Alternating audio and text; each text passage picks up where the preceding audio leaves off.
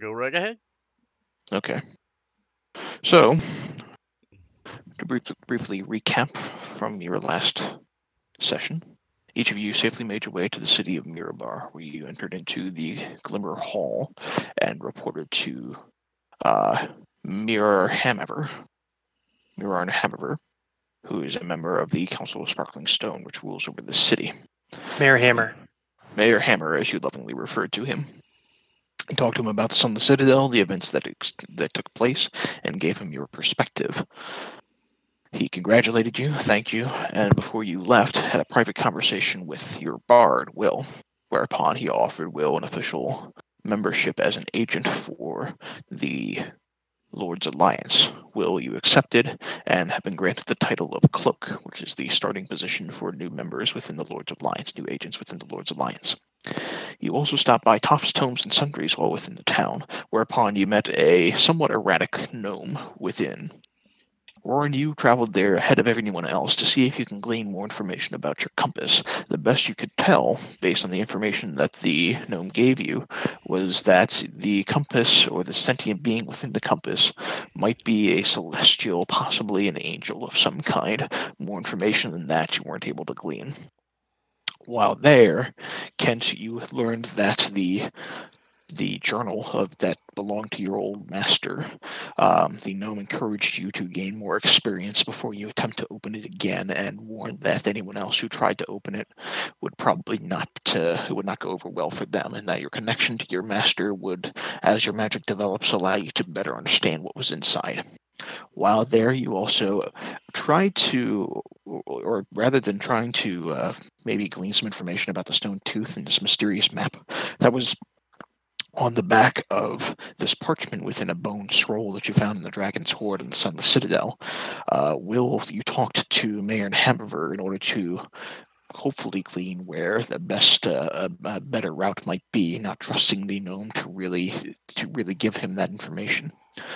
You also sampled some of the finer delights in town. Tuck went to the fighting pits and won handily in a match against a dragonborn champion of sorts. While there, Kurt, you had a couple of items fashioned from the dragon parts you had harvested, and while there, you also happened to meet with an old rival by the name of Dr. Otto Octavius. Will, you got lucky, and you made your way out of the city the next day towards the mining town of Blasingdale, which seemed more like a military camp. You entered into the general store there, an art emporium, which was run by Happy Bob, who happened to be painting the stone tooth, and he used an illusory map in order to show you the location of the stone tooth itself. You wandered to that location, following an old road leading up into a mountain where there was very clearly a dwarven redoubt. While on the approach, you encountered a few orcs that seemed to be guarding, and you recalled that Happy Robert Ross, told you that there was a bounty on the orcs. I believe it was 25 gold. I'll double check that later, but I believe it was 25 gold per pair of orc ears. You fought off more than a few orcs, totaling 8, on your way into this dwarven redoubt, and while wandering the area surrounded by arrow slits, which seems to peer out into the entrance, you managed to find a secret passage leading deeper into this dwarven keep. Tuck opened a secret door leading into a room covered with dirty pelts and bunks, whereupon there were 5 orcs resting, including one particularly older-looking orc covered in plate armor, who seems to be wielding some sort of large great axe, a couple of javelins, and it seems like he's had his fair share of battle. And that is where we ended our last session. So as we pick up, I would ask you all to roll initiative. Hi, sorry, I was muted. I missed the intro bit, and I guess I'm rolling it. Well, you lived it, so. All right, off to a good start. Hey, pretty good. And now just control Tuck for the time being, since Garen's not here. We all know what he wants to do.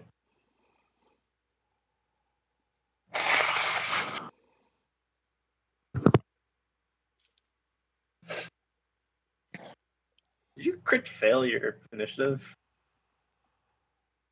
I The big get guy did. advantage on initiative, so I got a 16. But yeah, initially. Initial initiative. Har har. Okay. At the top of the round, Roran, you're up. Tuck has shouted, we'll say Tuck has shouted a warning of these orcs in the next room and that they've seen you. Alright. The staircase leading up into this room carves upward. Am I going to be able to squeeze by him, or? You would have to make an athletics check, but I can let you try. That'd be an athletics check both ways, right? 5, that'd be 35, so I'd have to do a dash action. Yeah, might as well try. Okay, go ahead and make an athletics check to see if you can dash by Garen, or otherwise squeeze by your monk Tuck. So here, athletics? Yep. Can I do acrobatics? Sure, I'll let you do that. Okay, we'll say you kind of do a fancy little roguish leap over him. Perfect.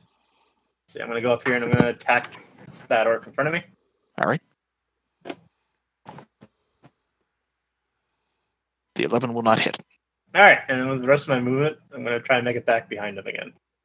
And I guess another acrobatics. Okay. Eh. Not going to be good enough. You turn around and you're not able to find a really good spot in order to kind of dive around him, so you make it back to here. Will, you're up next. Okay. Will is going to move here, because that's pretty much all he can do. He can probably barely see this orc. Looking at my sheet, there isn't a whole lot I'm going to do, so I'm going to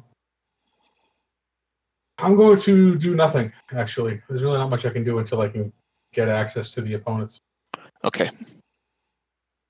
The orcs will go next. Now, each of these orcs happen to be kind of lying. Go ahead. Kelly, I'm sorry. Is that orc, would he be able to hear me? Depends on how. If you simply whisper, probably not. Well, he only has to be. I'm thinking if I can use my vicious mockery. Yes, he could hear you. Okay. Will go. You're so ugly. You could be a modern art master. Let's go ahead and link that ability. There we go. Hey, one whole point. Fortunately, he fails the save. So he looks kind of angry at this insinuation. And he's going to get disadvantage on his next attack. Okay, which is fortunate because it is the orc's turn next. So, each of these orcs are kind of resting on a bunk that is slightly raised. All of them are going to kind of hop off, ducking behind the nearby bunks, and grabbing javelins are going to chuck all of them at Roran. Oh, wonderful. The first one, which has the closest one to you, which has disadvantage, is a 12 versus your AC, which I imagine isn't going to hit. That will not hit. All right, the second one is That an 8. won't hit. The third, what about a 15? That ties. Okay, the attacker wins on ties, so you are going to take that damage. Alright. So how do I do damage? I already applied it, because I can Perfect. access it Alright. easily. The last one is going to critically fail. He launches the final javelin, barely misses the head of another nearby orc, and pings itself into one of the nearby bunks. These orcs are now ducking behind the bunks and chucking javelins down that hallway. I showed ouch. Kurt, you're up next. Cool. I'm gonna move into the spot with my pet. I even if these two are out of the way, I still wouldn't be able to hit an orc, right? From where you are where you are, that hallway leads up, and peering up, if the orc was still on the bunk, you might have been able to hit him, but now he's stuck behind the bunk, and without getting further in there, you're going to have a little bit of trouble.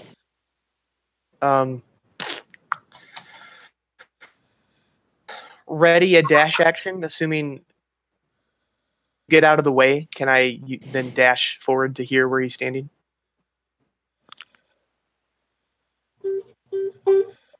Are you trying to stand in the same spot as Roran?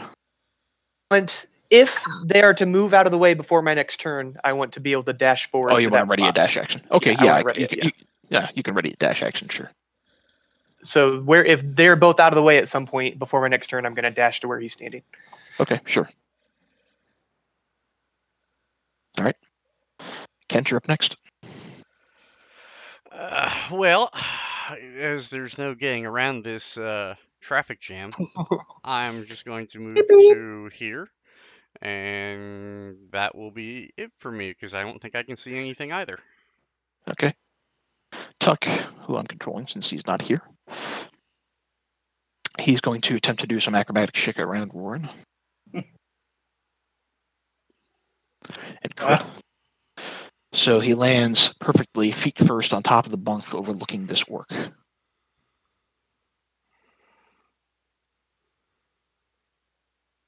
And he's going to whack at him. 12 probably isn't going to hit. A 23 will. All right.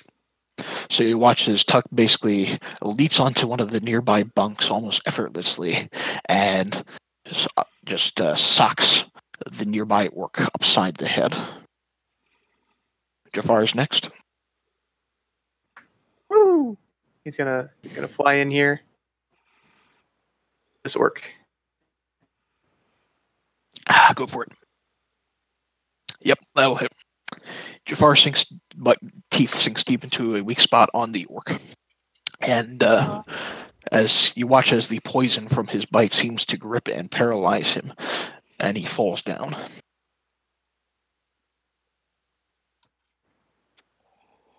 All right, that's the old fucker's turn. As he leaps off his bed and begins charging, he's going to shout something in Orcish to the far back orc. Assuming none of us know Orcish. 30. None of you know Orcish last time I checked. He's going to make his way over there. Oh boy.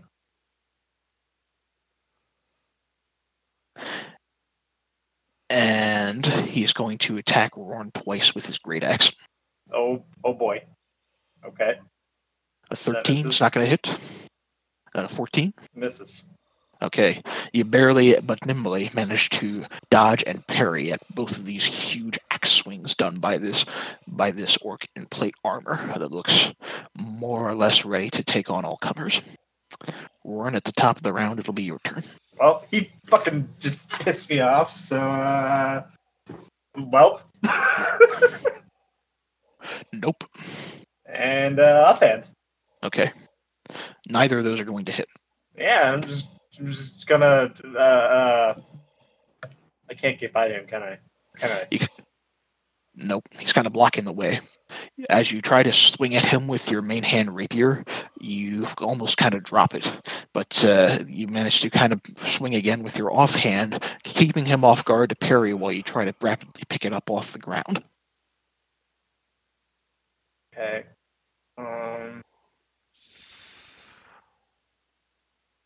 Just gonna go ahead and just booty scooch back. Okay, he's going to take an attack of opportunity against you. Yeah, I think he has a thing that doesn't let him do that. Yeah.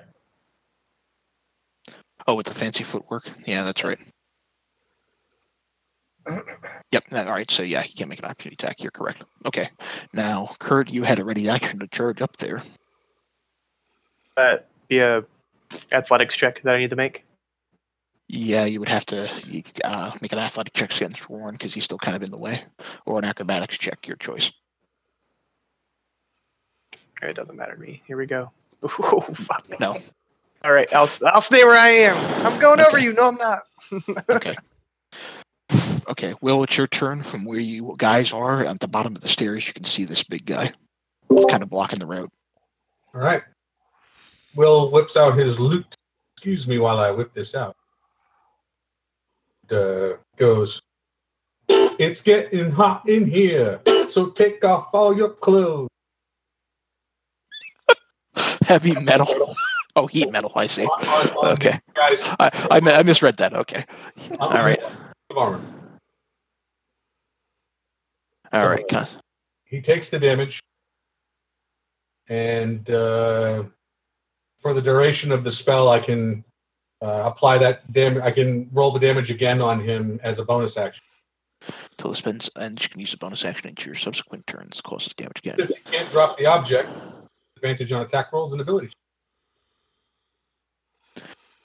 Wearing the object. If the creature is holding or wearing the object and takes the damage from it, the creature must succeed on a con saving throw or drop the object if it can. If it doesn't, it has disadvantage on attack rolls and ability checks until the start of your next turn. Oh, that's clever. Okay, so he can't make the Constitution saving throw because he's wearing the armor, so he's going to take that damage. You're right. That was a clever attack. I've never seen that before. Quite possibly one of the best bard spells at this level. Yeah, I mean, that seems really good. All right. Are you moving at all? Yeah. Excuse me. I will duck around the corner so as to... oh, no, wait. I need to maintain line of sight or I can't... I will stay where I am. Okay.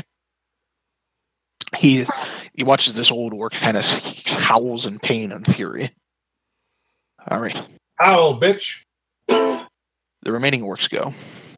This one on the far end is going to dash.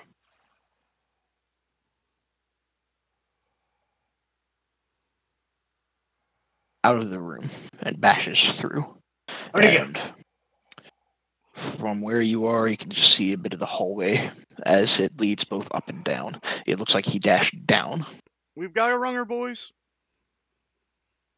The remaining two. Watch your backs!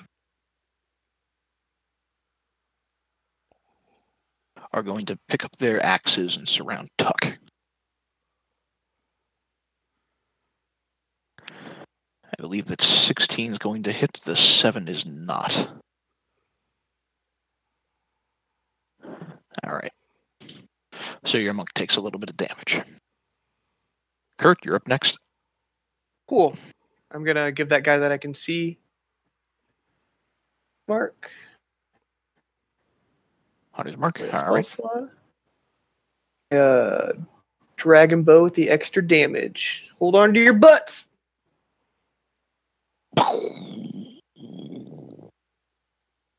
And then I need 200's mark damage. So there's 4 extra. And if you're expending a charge, I don't think... Do the damage for the charge, did I? Okay, so let me do the roll the 1d8. Yeah, it's the 1 for the Dragonbone Longbow, 8 plus 2 for the dex. Yep, so 11 and 7 is 19, and 4 is 23. There you go. Your arrow finds a weak point in his armor, and he's now both roaring in pain and clasping his side. Did you want to move at all, or are you good where you are? I don't think there's anywhere I want to go. Okay. It'll be Kent's turn next. How can I see the big orc with the gray eyes? Yes. His plate metal armor appears to be super hot, and he's clasping a cold arrow in a weak spot in his armor. How bad does he look? Very. Okay. I will fire a magic missile at him at first level.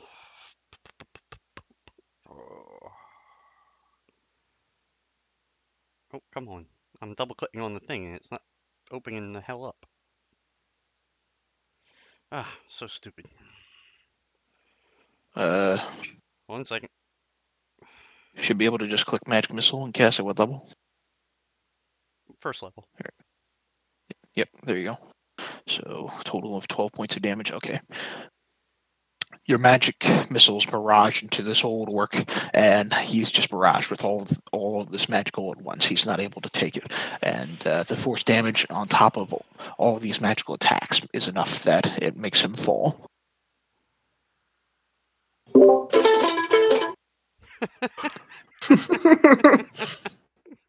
Are you going to move at all? I don't see how I can. I mean, well, you know, no, I'm not. Okay. Tuck's up next. Seeing the opportunity, he's going to do what he can against the remaining orcs here. And he's only got 1 key left. Jeez. I don't know what use that up left. So he's just going to swing at one of the nearby orcs. 10's not going to hit. When he does an unarmed strike, does that use key or no? No, it's part of his normal martial arts. The 20 will hit. So the orc parries the staff, but takes the hit from his fist. And there are 2 orcs remaining. One looks like it's been injured a little bit. One looks set to be at full health. Jafar is up next. Come to think of it, I don't know that Karen's even going to be on tonight because he did mention offhandedly, I think, that he was going to be going this Thursday for raid. So Jafar will and give this orc the business. all right, Well, he not enough.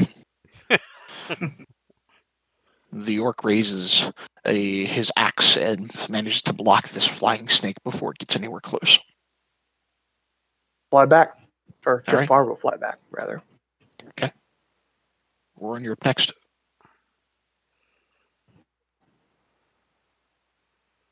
I'm gonna go possibly double check.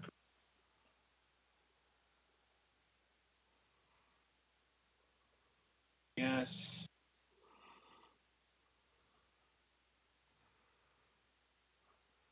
Yeah. I'd have to go here. Yeah. Rules. All right, and I'm gonna swing at the orc in front of me. Okay, there's a couple of boxes there, but you're able to, with relative ease, nimbly kind of crawl around them. Perfect. Yeah, I'm gonna swing at him with my good old main hand. Not enough. Of course not, because why would it? Offhand, go. That is. So you managed to do a little bit of damage to this thing. It kind of looks back at you with furious eyes. So wait, that hits? That one hits. The offhand hits. As well. Okay.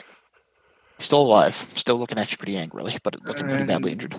How much feet? 15.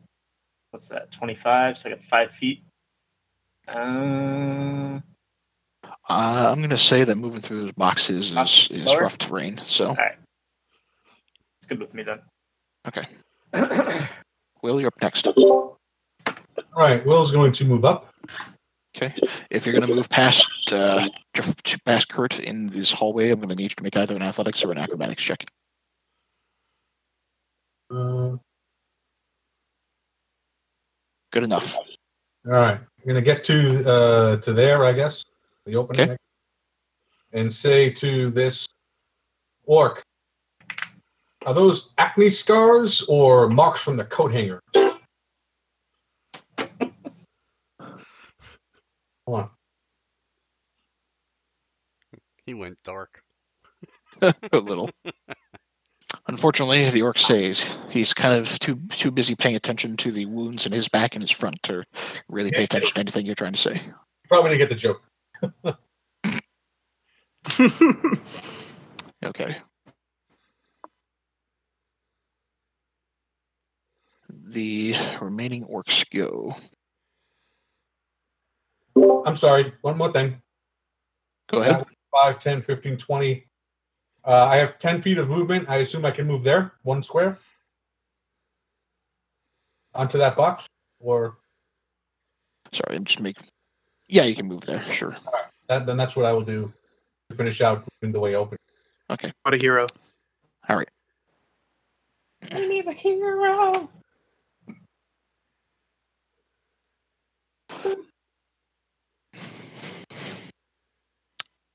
Okay.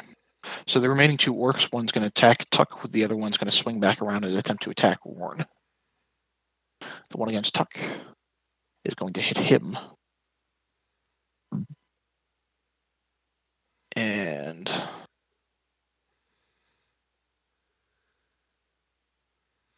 there's not really anything he can do to reduce the damage, so he's taking the full brunt of that. Your monk's starting to look a little hurt. The other orc is going to turn around, swing at Warren. Warren, that one's not going to hit. He managed to parry that blow, or otherwise dodge it pretty easily. And they're not going to move where they are. Kurt, you're up next.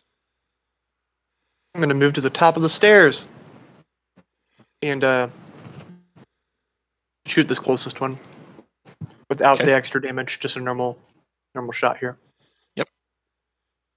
10's not enough.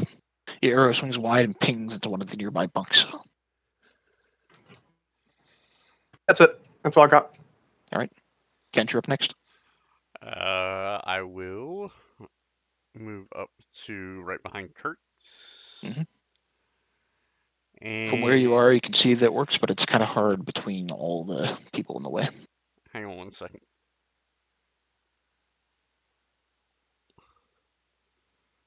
And I will cast Misty Step to end up here. All Oh, right. you. That's a bonus action if I recall correctly. It is. So I will jump over to there. Ba-da! You do Nightcrawler your way over there. What the fuck? And that's pretty much it. Because I don't think I can do anything other than cast this. Or is that count as a... Can I still do an action if that's a bonus? You can still do an action. That counts as your bonus action. You can still do an attack action. Oh, okay. Let's see. 5, 10, 15. Oh, we're gonna hit somebody with some flaming hands. Hold on one second. Closest orc.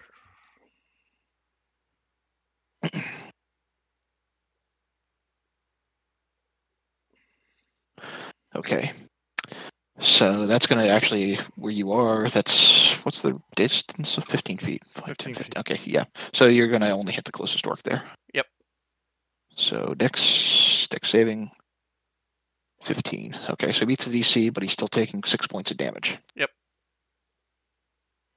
All right. He's engulfed in flame. You also managed to engulf in flame what appears to be parts of one of the nearby bunks, as well as a tiny little wooden stool. Okay. Tuck is up next. He's just going to attempt to fire away at the nearby orcs, hitting one of them with his staff. That's going to hit. So you watch as he manages to knock out one of these orcs. And then he swings around quickly and deftly with his unarmed strike at the other. And manages to not quite take that one out, however. But that last one's looking badly injured and kind of concerned, but still furious. And Jafar is up next. Jafar!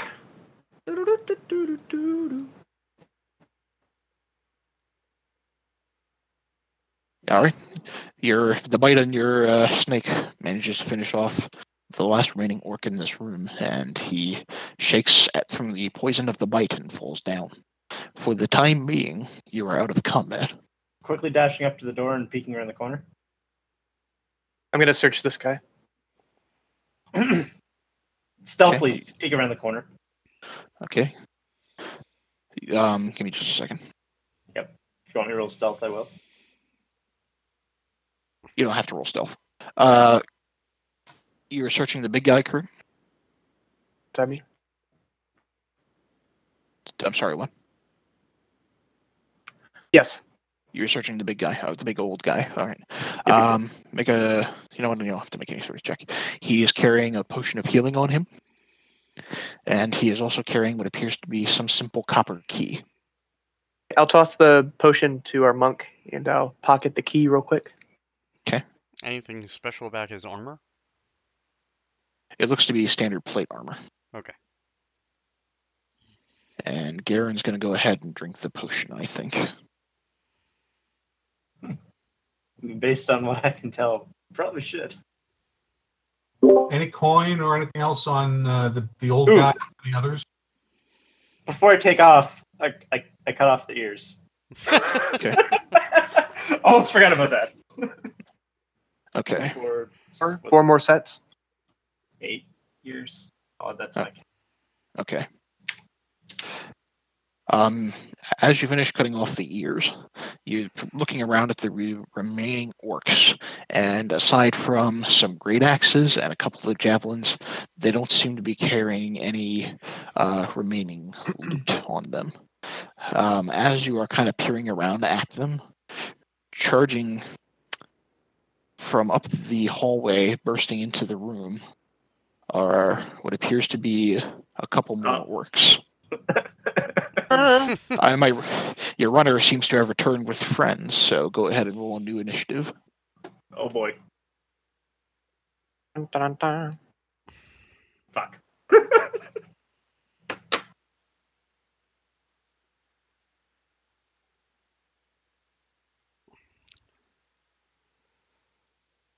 And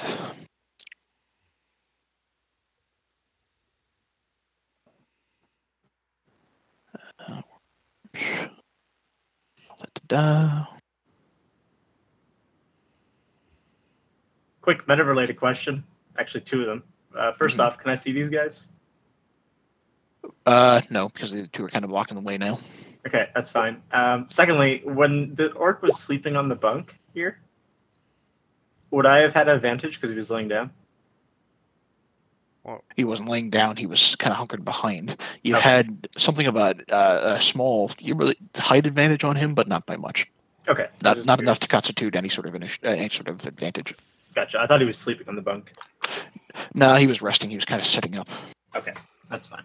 I was just curious. By the time the stone had shifted and you guys had entered into the room, all the orcs were immediately aware that you were moving in from that direction. They didn't seem like they were aware of that entrance. All right, I'm going to assume everybody's rolled their initiative. Will, you're up first.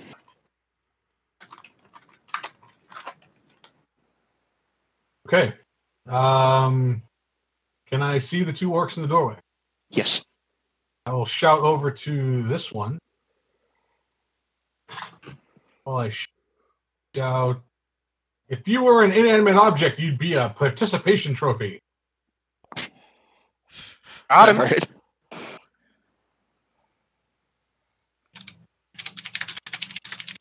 He fails the check. 3 points of damage. I roll. We don't bring you along for the damage.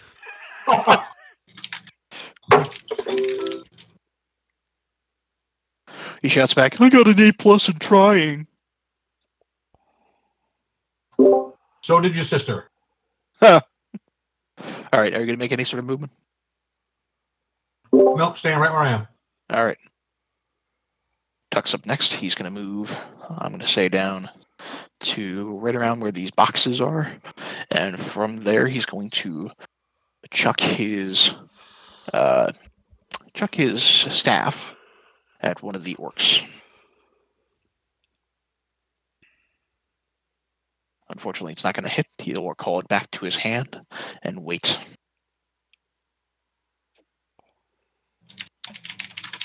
Okay. The orcs will go next. One of them is going to kind of lean around from the edge here. And as he does, Roran, I'd like you to make a perception check.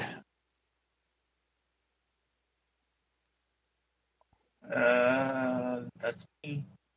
Am I at 4?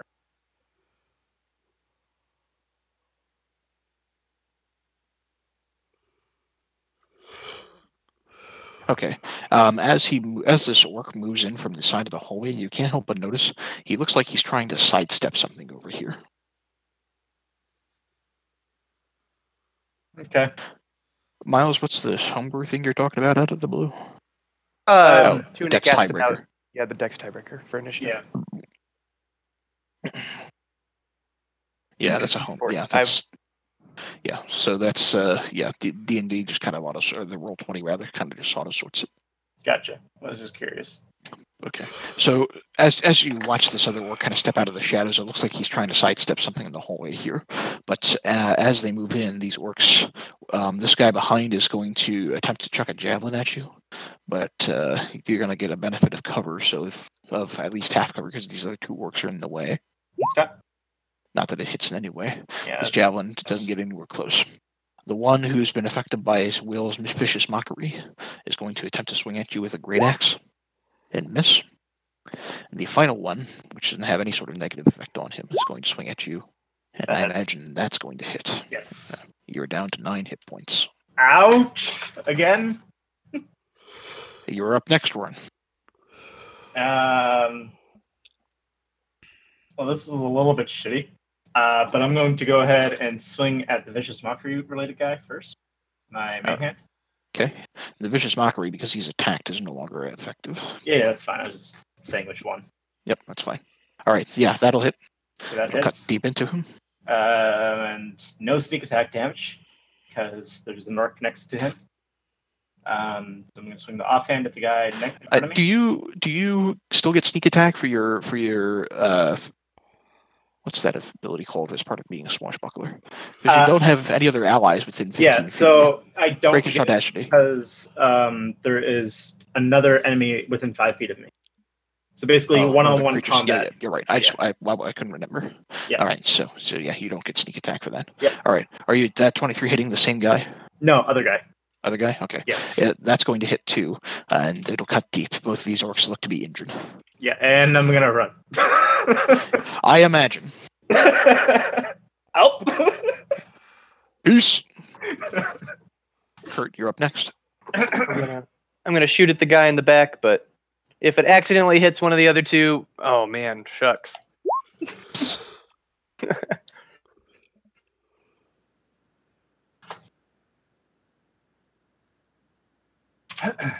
Yeah, that flowchart I Okay. thought was really useful. That 16 is going to be enough that it does hit. So your arrow finds its way sinking deep into the guy in the back. That was your runner, by the way, and he looks injured. I yell to him, and then that's my turn. Okay. Kent, you are up next. Because I do not have a player's handbook right next to me, and for some reason the search function on Roll20 isn't working. Yeah. Is Scorching Ray? Give me a minute. I gotta just go double check what it does. Hold on. I just grabbed the book. You fire 3 rays of fire, and you roll individually for each of them. You can hurl them at one target or several. Let's do several. Okay. Those 3 orcs. And I get you want me to roll them separately? Yeah. Yeah, you would roll the attack separately. All right. Now the question is, what damage does it do? So 2d6. thank you. Now, never mind. Go Sorry. No, go ahead. I couldn't remember if you had Scorching Ray prepared or not. I just was double checking that very quickly. Because I knew you had a scroll of Scorching Ray, but you do have it prepared, so that's okay. I do. All right. What level are you casting it at? Yes, cast it at second, so that is using up your second level 2 spell slot. No, just because I see a ruling for 3rd level or higher, so I was curious. Okay, hold on one second. So 2d6. It'll be make your attack roll first. Yeah. Hold on. Let me pull that up.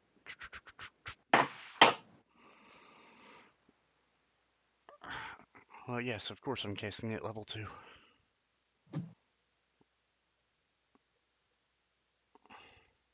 I don't think you set that up right.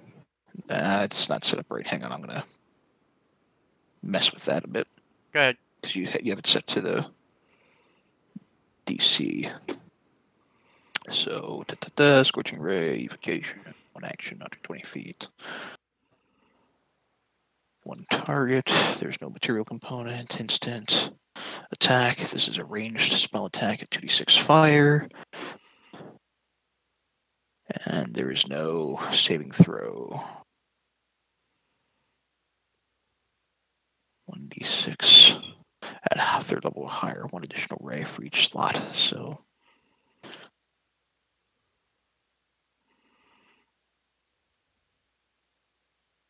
2d6. yeah, you don't actually need the higher level cast in there because you're rolling individually for each ray, at least in the current effect.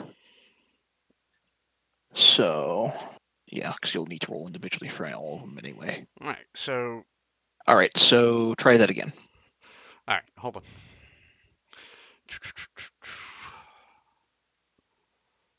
Okay, and which one are you throwing that at? I was going to throw it at the top one here. Okay, that attack will hit, and he will take that damage. He roars in fire, but he's still standing. Okay. And now I gotta do that 2 more times, correct? Yep. Okay. And that's Nope. not gonna hit. Critically That fails. would have been him. That ray manages to scorch one of the bunks into complete flame, Okay. and that's in fire. The last one will be him. The one in the back? Yep. 7's not enough. Okay. Runs to the side of the wall. A couple of bits of loose masonry and rock collapse onto the stonework below you. Okay. Are you And making any sort of movement? yes, I am. I'm going here. All right. I show it back. I see how it is. Yeah, says the rogue. I'm not really a rogue, to be honest. Yeah. Out of game. Okay. Close enough. Give me just a second. Yep, no problem. I was actually talking to Kelly about rerolling earlier. Swapping him to a fighter, but decided against it. Okay. So, wandering out from the hallway, you see what appears to be. By the way, these 2 orcs up here are female, for what it's worth, but the one back here is also female and looks to be dressed in what appears to be shamanic garb. Oh, fuck.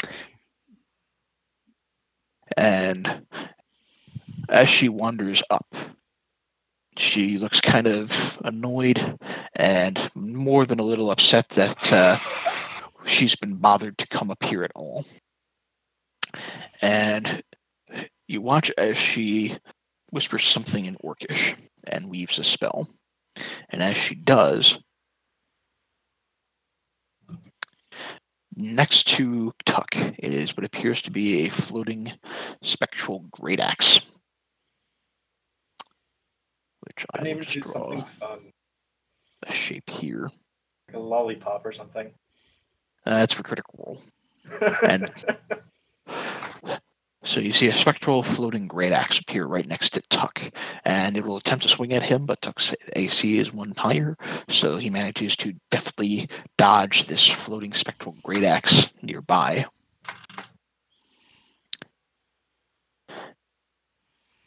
However, from the back here, she's going to use a bonus action in order to attempt to allow it to swing it again. And the 18 will hit. Tuck wasn't expecting that one. He reels back at the damage.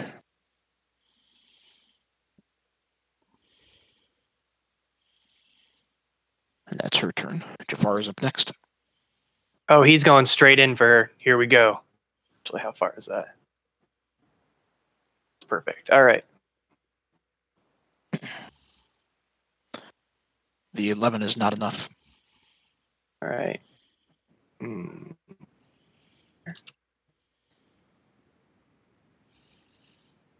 All right. the snake give us more vision? Does the snake give you more vision?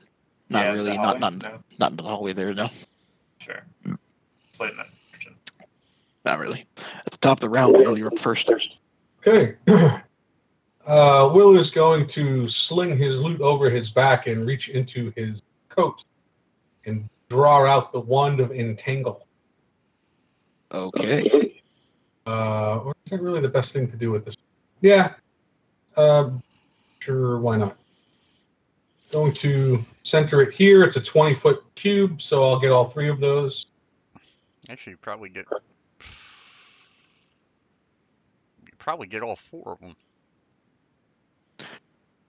So 90 feet. Yeah, you could get all 4 of them if you really wanted.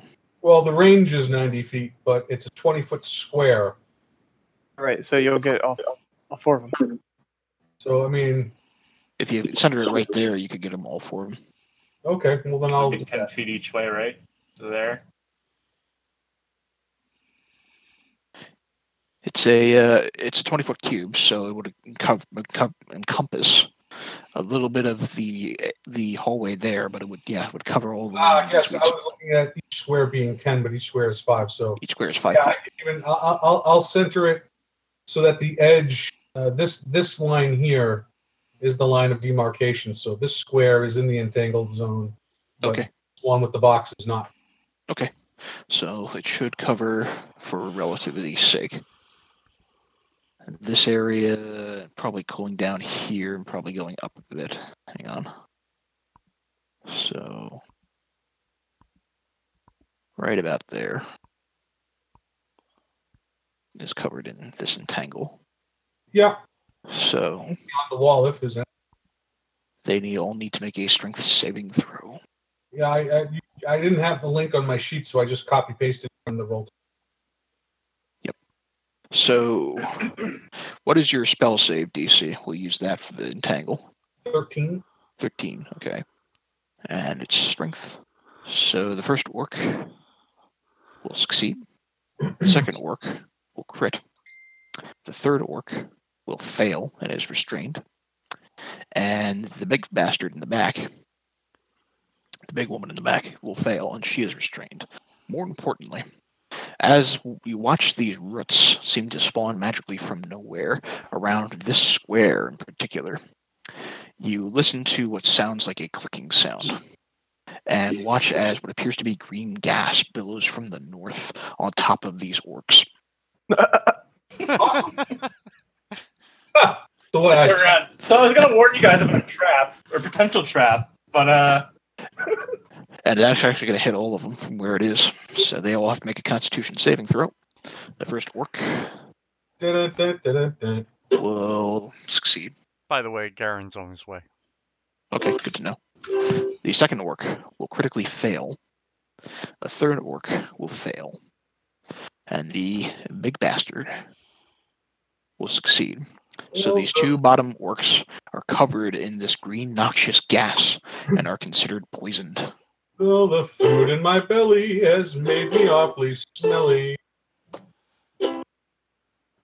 That's a fart joke. And Song on top there. of that, that orc and that orc are restrained. All right. Will, are you doing anything else? No, sir. Thank you very much. I'm here all week. Try the veal. All right. Tuck us up next. Not wanting to get within the entangle radius, but wanting to somehow deal with this spiritual weapon. He is, and I'm not as aware of what it has here. Pardon. Gesundheit. Will Throw your staff at him. Will at the end of his turn beckon Tuck to come back to for another potion of healing. Or cure wounds. He's going to spend his last key point, I think, here in order to disengage from the spiritual weapon. To disengage? And as a bonus action, he can with his key point as part of his key. So he's going to disengage. As he disengages, he's going to aim at the topmost orc with his staff and attempt to hit him with it. And he will. So you watch as this orc gets popped in the head with this dragon tail staff and goes down. Whoops. There we go. And Tuck will retreat back towards you behind this bunk. Yeah, just FYI, he has another potion of healing on him that he can. Yeah, he should actually. Okay. For the sake of this turn, he hasn't taken it, so. And you have cure wounds too. All right. So. Just so you know.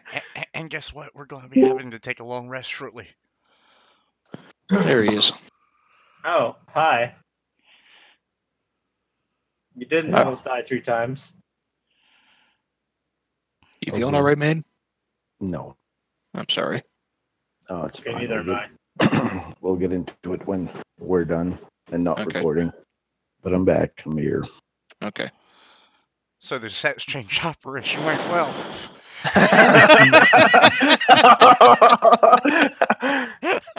Got him. You say that to a man who has canonically encouraged his own character to be well endowed. Okay. You missed a couple of things. You took out some of the remaining orcs, but one of them ran and got reinforcements, including one woman orc who is entangled in some roots thanks to Will, and is looking particularly nasty and looks like she might be some sort of shaman. You've just taken one of the orcs down. You're retreating back to Pant, and you're not looking to be in the greatest of shape. There's also poison up there.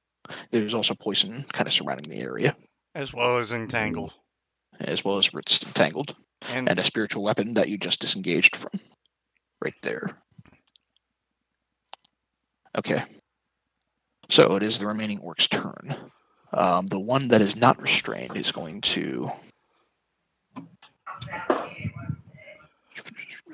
He's going to move up towards Jafar and attempt to swing at him.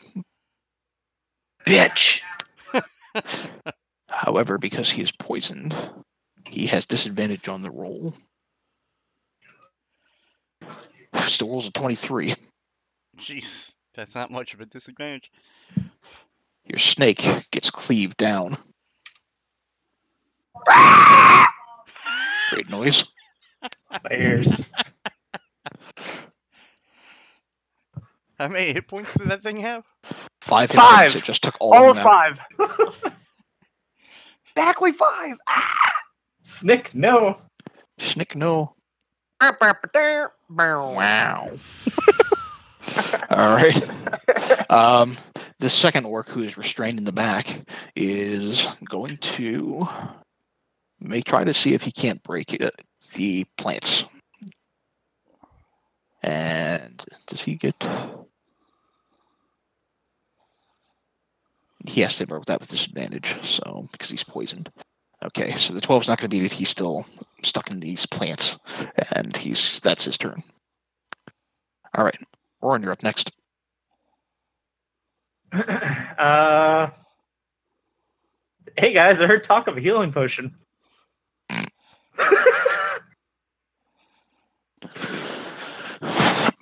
And I hold action to drink potion.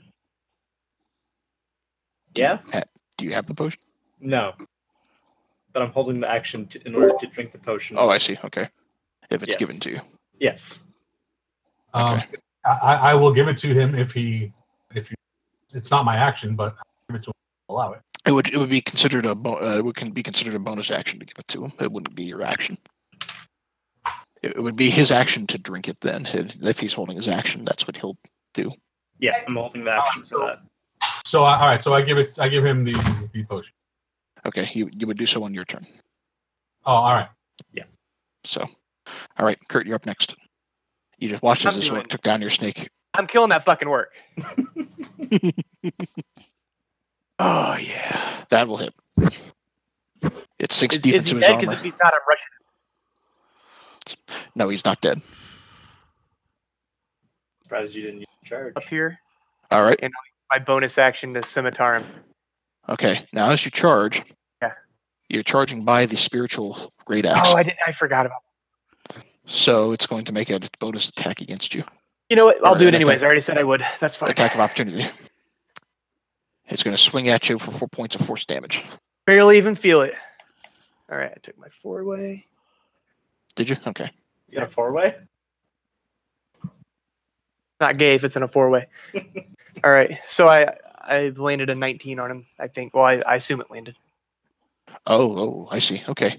Yes, a 19 will land, but he's not quite dead, but he's looking like he's about ready to go down. Okay, that's my turn. All right. Kent, you're up next. Magic missile on the shaman. What is the range of that? Long. Hold on. Probably enough. I can't tell because I can't link shit. And I did not grab my actual book. Hold on. Range is 120 feet. Yeah. Yep. I'm fairly certain she's within that. 65. All right. Magic missile. Yep. Level 1. All right. Yes. So I'm assuming you're throwing all three of them at her. Oh, yes. Yep. So that's absolutely good. Obviously, it hits because magic missile always hits. Doesn't Yep. hit when there's a shield spell, but shield only lasts for 1 round, so. And that is it. That will end my turn. Okay. All right. It's the big bastard's turn. Firstly, as a bonus action, it's going to move the spiritual weapon behind Kurt and attempt to swing at him with it.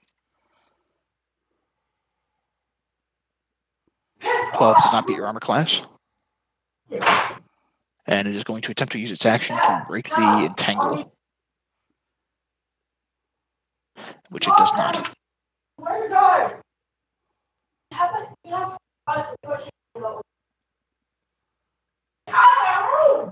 Phantom, you hear a noise in the background there.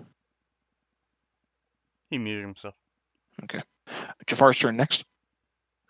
He's Does Jafar have to make a No. death saving throw? I don't know how it works. Yeah, you know what? We'll say let's allow him to make the death saving throw because it did do enough damage in one hit that it would have killed him straight out. All right. Well, if that's the case, Just roll straight up d20. sure, and roll that.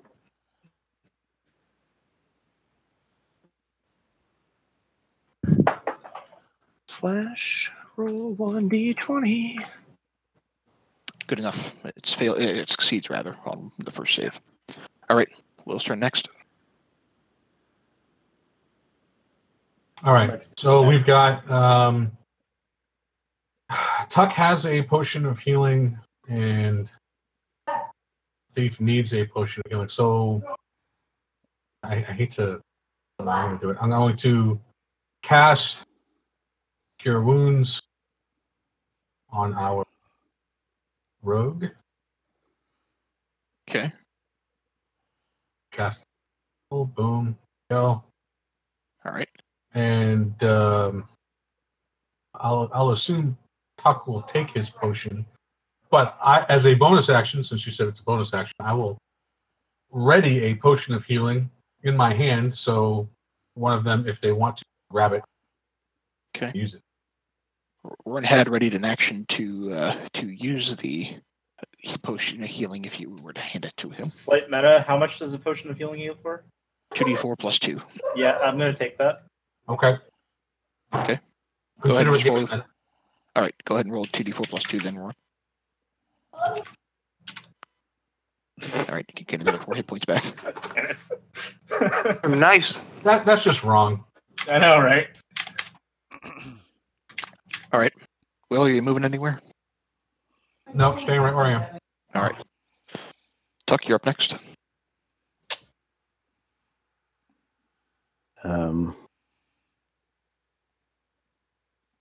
Should be aware that you're out of key. And you're hurt. And you do have a healing potion on you, I believe.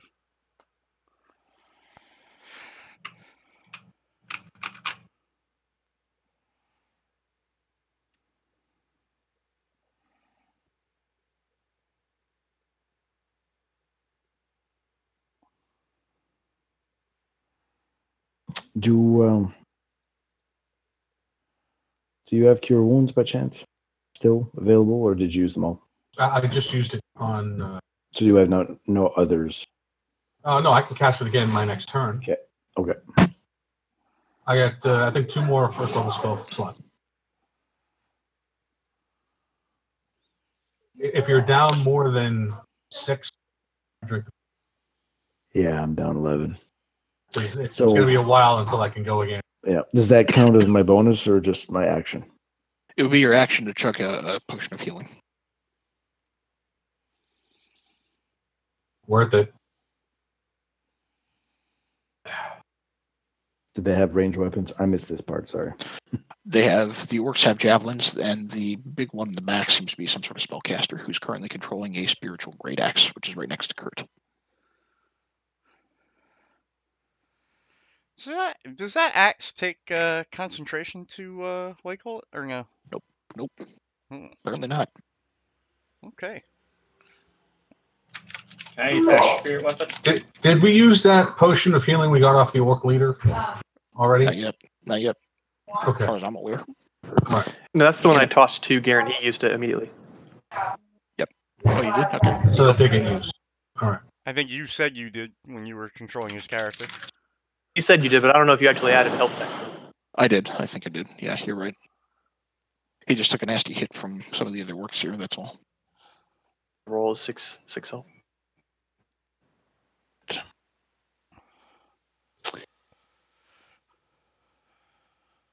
And the guy up front looks like he's in rough shape. The guy up front is poisoned and is looking in very rough shape since Kurt charged him after his snake went down.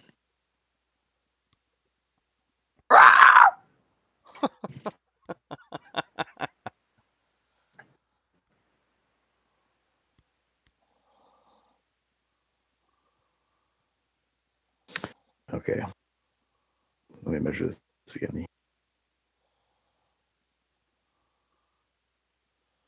I might add that if you're moving across the bunks themselves, they're going to be considered rough terrain, so you'll move at half speed through them.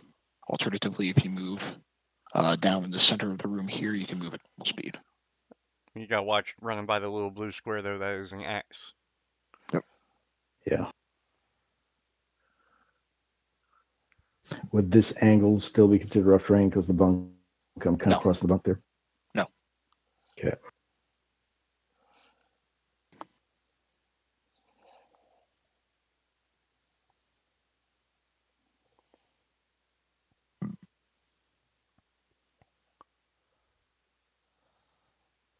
So the spectral weapons get AOO. Who's red right now? Because that's pretty funny to me. It'd be Will. Okay, I'm gonna regret this later, I'm sure. I believe in you. Wouldn't be the first time you've gone down. No. So I'm gonna move here.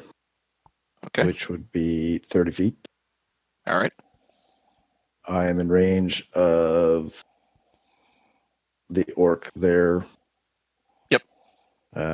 With my staff, I will throw my staff at his face. All right. By this time, by the way, the poison will have dissipated and the any sort of the remaining roots have dissipated, but these two in the back are still entangled. 18's going to hit. Yes. Your staff, with an expert throw, finds its way into the backside of the orc's head, and this orc, looking green and hurt, falls back, almost shattering some nearby wood that makes up perhaps a table of some kind, and falls back and dies.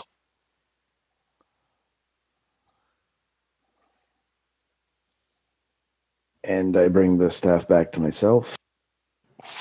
Got it. And I will run back to here. Tuck is your god of war. Alright. This orc is going to spend its action trying to free itself once more from the entangled vine. Still the failing. entangled vine's still there? They're both still entangled. The vines themselves, I mean, the spell has taken effect. If they manage to break themselves free, they will no longer be restrained. But if we go there, we're fine? If you go there, you're fine. Okay, checking. 4 turns. Yeah. And after watching what happened with the vines and how they triggered the trap, you would know where the trap itself is and how to sidestep it around those tiles. Or you know it comes from the north. You know what triggers the trap, but you don't know much more about it other than that. You haven't really peered up into the north, but you know it comes from the north. Gotcha. All right, Warren, you are up next. So, quick question. So, spectral weapon does do AOO?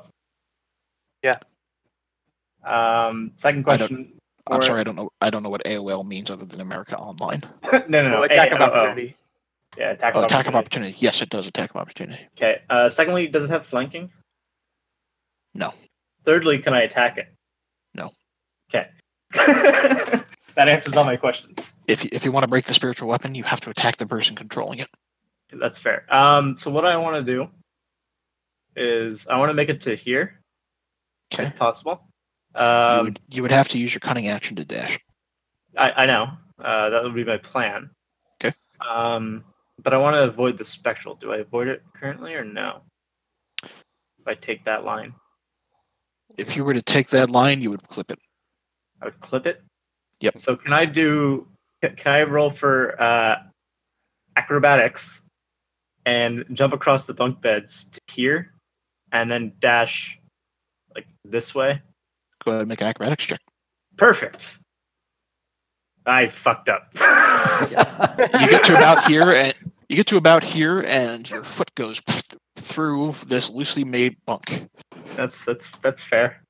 How much more movement do I have left from that? I dashed, so I'd have Enough to 6. make a fool of yourself. You've used up about so far 15 feet of your movement speed. 15 feet of my movement speed? Yep.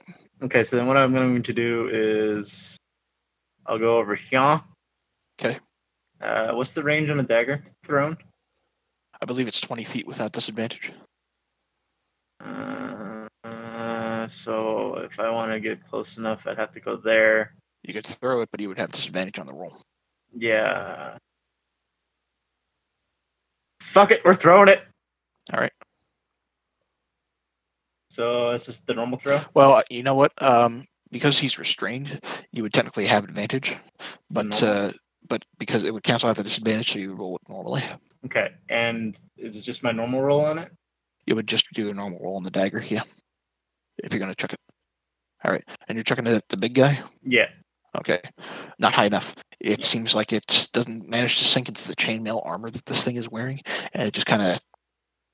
It looks at this thing, just kind of looks at the dagger, looks back at you, and just tosses it aside. Like, this is nothing. Mm-hmm. Yeah, okay. I'm Gucci. Okay. Kurt, you're up next. Yeah, I'm gonna shoot that shaman in the face. Go for it. I'll add an The extra attack will have- damage on it. Okay, the attack will have advantage because she's restrained. All right. I'm also down 1 dagger. All right. And Yes. I did 9 points of damage. I need to. All right. Your arrow sinks deep into this thing. It hisses in pain and looks back at you, and in the common tongue shouts out, Your snake was first. You're next. Oh, I'm gonna strangle that bitch. Kent, you're up next. I will magic missile her with my last spell slot.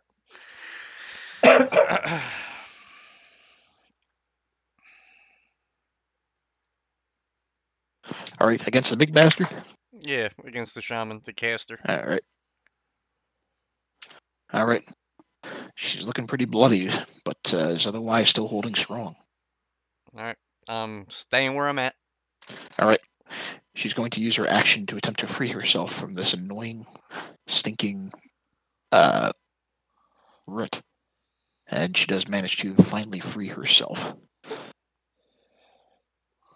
Looking in, she's going to command her spiritual weapon to, as a bonus action, swing at Kurt.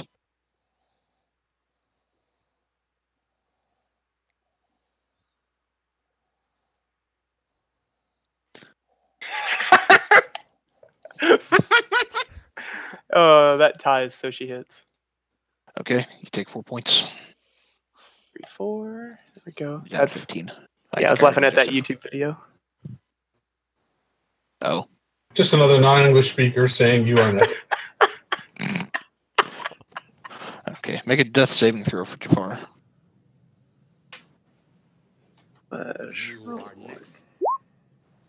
Nope. The one failed. At the top of the round, Will, you're up next. Alrighty then. Stop it.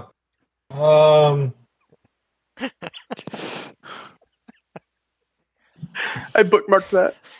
All right. Will is going to, let's see, 10 and then 10.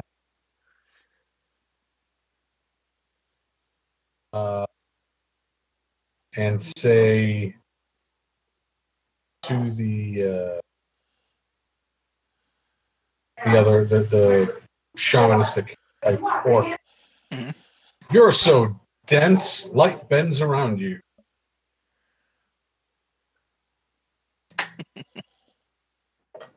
Fails.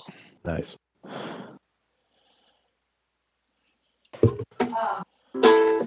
She yells back in common, Your mama's so fat she should be concerned because diabetes is a serious problem. Oh, you'll pay for that. But you take no damage from it. Okay.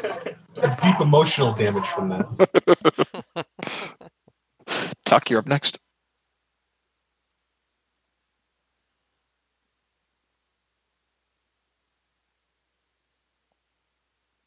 Touch icon blended into the Is, background. is that axe still active? That access, for the time being, is still active.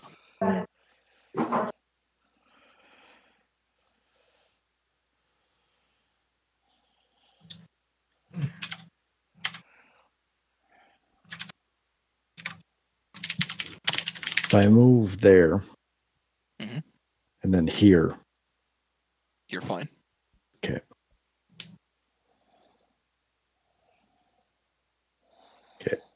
So I'll move here, then here. Mhm. That's 35 feet of movement, and I will throw my staff at the big bitch. Alrighty. And find my thing here. That will hit. Yay. Alright. And I will move back. She's looking to be on her ropes, on the last ropes. Hang on. Right, that's fine. I'll move there. Okay. Move back here, out of the way. Alright. Kind of. Okay. This last remaining orc is going to attempt to spend his action to free itself. This time succeeding. And as it manages to break itself free, it's going to use its movement action and begin dashing this way. And it dashes down south into the hole. Warren, you're up next. God fucking damn it, he's running again. I shout out. That's fucking so far away. So I'm gonna do the same thing that Tuck. Can I do that, or is he my way? Throw your knife at it. No, I have another dagger. I'm gonna throw another dagger at it. Can I do that? Can you throw a dagger? No. Move up. Yeah. Moving up to Kent, or not Kent. Attack of opportunity. Tuck. I'm trying to avoid the attack of opportunity if possible. Yeah, you could do that. I'll allow So it. that's 10. That's 20. That's 40. 20 feet. So I'm gonna go ahead and obviously dash action up. And you said I can step around this trap. Yep. Yeah, so I'm gonna step around this trap and attack. Okay, I'll just reveal a little bit of this area as you peer in. There's a dwarven statue to your north that ends into a hallway, and to the south there appears to be maybe a set of stairs, and the hallway curves around down to the right. But Alright. go. And the magic compass makes the dwarven statue come alive and kill you. Don't give him ideas. What you don't know is it's a stone golem. No, that if you'd been dead serious, I'd have been like, "This is excellent." Fuck this game. No. All right, so go ahead and make your attack. Nice. Yes, the 18 will hit, and with the sneak attack damage, you are going to kill this nasty shaman. Is there anything special you want to do as part of the final kill? Let's see. Just flourish it. I don't care how. Okay, with a flourish worthy of any great duelist, you manage to swing once, swing twice, and make a unique sort of symbol representative of your foreign land into the flesh that makes up this goblin shaman's flesh. And you watch with a twinkle of almost impressed eyes as she breathes her last and falls back. All right, and the spiritual weapon is now gone. You have a runner, and for the time being, you are still in combat. So, I'm going to keep you still in combat. Unless you want to choose to move out of combat and let the runner go. 20. Hold on. That was, what did we decide that was? 40 feet? So I still got another. That was a total of 40 feet. So I got another 20 then. So I can make it to. Can I get over to here and peek around the corner real quick? Yep. And that still gives me an extra 10 feet to work with. Okay. He's First there. Off, the set of stairs leads up to a pair of stone double doors, Yep. and you can see this orc trying to apparently retreat down a hallway. Throw your knife at it. I can't. He used his action. I'm joking. Take out the big bastard. Okay, that's going to be your entirety. I had an extra 10 feet, so I'm gonna step back, and then just showed up. He's running down the hall to everyone else. Okay, Kent, you're up next. Oh, You just skipped me, bro. Yeah, I think you did. Sorry, what? You skipped the. The bottom of the order. Yeah. I skipped Bird Dog in the initiative order because he's dead. You put Kurt at the bottom. But if, I come after Ron. yeah. Oh, I'm sorry. Yeah, you're up next. Good. Man, I'm gonna use my spell Cure Wounds. Snack. All right. 6 Cure life wounds. points. Am I right? Your cure wounds. Your schnick. Your schnick is now alive. I like how we're just running with Sneck at this point. Yeah. Come on, Jafar. We am gonna get him. And I'll Alright. this hallway, I guess 20, 30. Yeah, I'll run down into this corner. Sure. Anything else? All right. Kent, now you can go. I leisurely stroll down 30 feet from where I'm at right now and end up right there. Okay. Oh, shit. Thank you. You could dash, couldn't you? You could. I could. Still wouldn't get me around the corner. I don't think. Well, you wouldn't be able to attack after dash. No, not Well, really. then why the fuck am I going to dash into that corner? To be able to help out sooner, I don't know. All right. Hey, guess what? There's 3 of us that can see the orc. Ooh. It's the schnick's turn. Ooh. Oh man.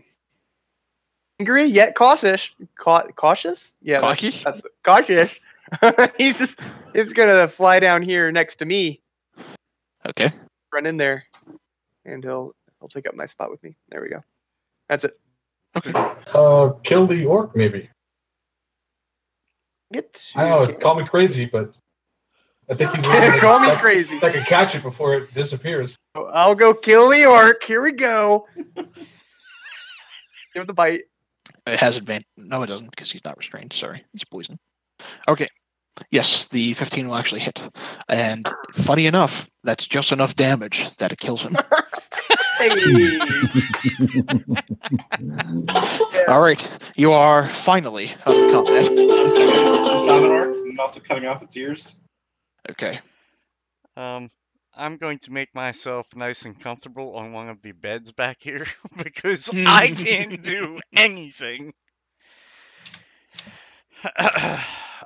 until we take a rest. Yeah, let's search all the orcs, including, will search this shaman. I'm already searching. Hey. Okay.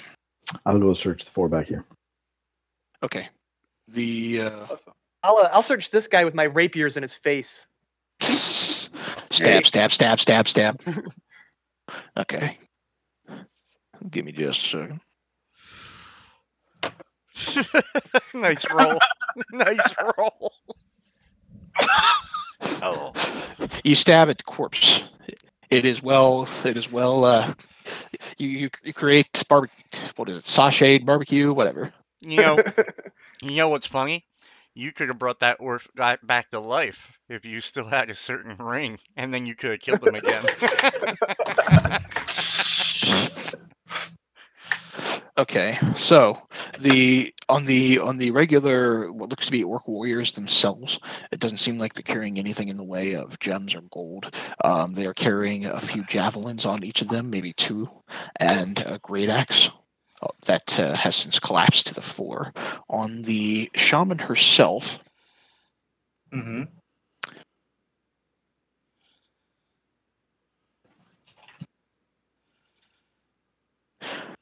it looks like she's carrying 3 flasks of some sort of red alchemist liquid of some kind.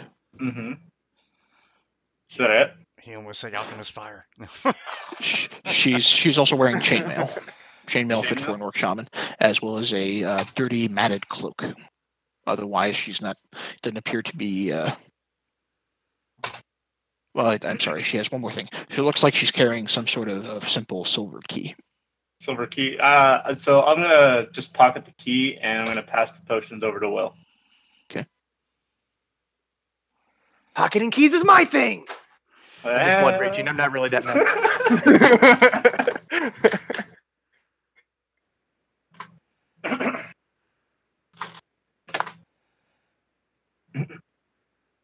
I might add, for your sake, that the room that you're in looks like to be a bunch of clutter, big cluttered sort of barracks. The statue to your north there is shaped to look like a fierce-looking dwarf in heavy mail armor. The warrior holds a sword in one hand and what looks to be a smith's hammer in the other, even though it kind of shows an axe there. Yeah, I was going to say that definitely looks like an axe. Yeah, I know. That's just a map, but the stone dwarven warrior is holding a sword in one hand and the smith's hammer in the other. The statue itself is about 7 feet tall and stands on a large stone pedestal. He's a communist. I'm gonna spread out and search for clues with Jafar here. All right, Can Scooby Gang. Pant will play around with the statue, see if it moves at all. Okay. Maybe any hollow spaces on it. While he's doing that, can I just go ahead and cut off the rest of the ears? Okay, you can easily cut off the rest of the ears while all this is going on. Looking at the statue itself, Pant, go ahead and make a history check. Okay, so a couple of things. The first thing is looking around at the statue near the pedestal. You can see what looks to be maybe a small hidden latch of some kind that seems to be linked to maybe some sort of pipe, and you strongly suspect that this pipe must be the poison trap that was set off when the vines wrapped around or settled down on one of these stone tiles that makes up this contraption. Looking at the statue itself, and judging by what you've known about this place, you have every reason to believe that the statue must be a representation of Durgan in black. Okay, and Kurt, you said you were searching for clues? Yeah, so the snake is searching up here, and he rolled a 13, and I'm searching down here, and I rolled a 23. Okay. So the snake doesn't find anything. You, on the other hand, on the southern wall there, where you are, you see what appears to be a loose stone. Where at? Like here? Or here? Or here? Or here? Right about there. Loose stone over here, boys. I can see it on the map. Oh, wow, look. Right. Stone out. Okay. Behind the stone, you see what appears to be a sack. Inside the sack is 250 silver and 40 gold. You got that treasure? How many gold? 40. Okay. Also, when I was cutting off the ears of these 3 orcs, I'm going to search them. Aside from great axe and some javelins, it doesn't appear they're holding anything. Also, as I walk by here, do I see anything down this hall? The shaman. The shaman is holding some sort of spear. What hole are you trying to peer down? That one? Yeah. Okay. I'm walking by to cut off. I'm sorry, that's new information. You said the shaman was holding a spear? Yes. Anything fancy spear, or? It just looks like a regular spear. Crude, but effective. The hallway to your south there is a pair of stone steps that leads up to what appears to be a pair of heavy double doors. Stone double doors. That's fair. Also in the center of that door is what looks to be a blood-stained human skull fixed to the center of it by an iron spike. Yeah, I'm just going to walk away. Gentlemen, if I could suggest that we all come back to the barracks after we're done searching. I think we should try to rest here and recuperate. 40. I'm gonna. Oh, I didn't mean to do that. I'm gonna drag this guy. Good call. I'll start dragging the shaman and the other guy. Will, did you state who that statue was out loud? No. Okay, yeah, I'm just gonna walk over here and take a look at the statue myself. Okay. You, yeah, go ahead and make a history check since you've been around with the party long enough to know a little bit.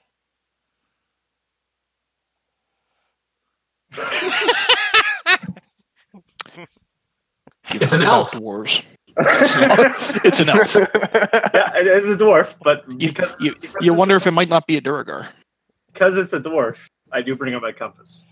Okay. You bring up the compass, and it is glowing and spinning. At the statue? It's spinning wildly. Wildly? Okay, I'm gonna hold it closer. It's just spinning wildly. Okay. Doesn't seem to have any effect on the statue itself, but the compass is spinning and it's glowing. Okay, and if I step away, still looking at it? Still spinning, still glowing. All right. Wow. Yeah, I'm just gonna walk back and tuck it away, but I'm gonna walk over to Will and say, "Hey, Will, Yes. do you know anything about the statue out there?" Will kind of leans away with the protective hands over anything magical. That's fair. Yeah, statue out there. Can you tell me anything about it? I'm not from around these parts, after all. A very good likeness of I can't remember the guy's name right now. Durgan the Black. Durgan in the Black. Does that I mean think anything else? yeah, I think we've actually found what we're looking for here. That was on the map, correct? Yes, this is and again I'll refer back to the to the legend and the ballad. Yes. You know, So that was Durgan. This is the mystery location. It's where he raised his Thundercar. town.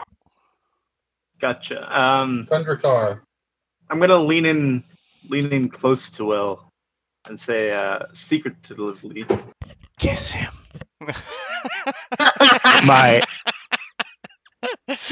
My compass appears to be going a bit crazy in here, so we should probably be a bit careful. What does that compass do? I'm not entirely sure. Better streams. I've just been following it for a long time now. Maybe if you get me drunk one night, I can tell you more about it. Yeah, I'm pretty sure. No, that's fine.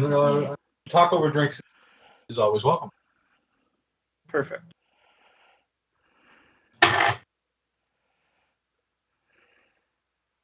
Guys, I need a very brief AFK moment. Okay. Kelly, I also picked up my dagger. Just Okay. to let you Sure. know. No problem. You pick it up easily. So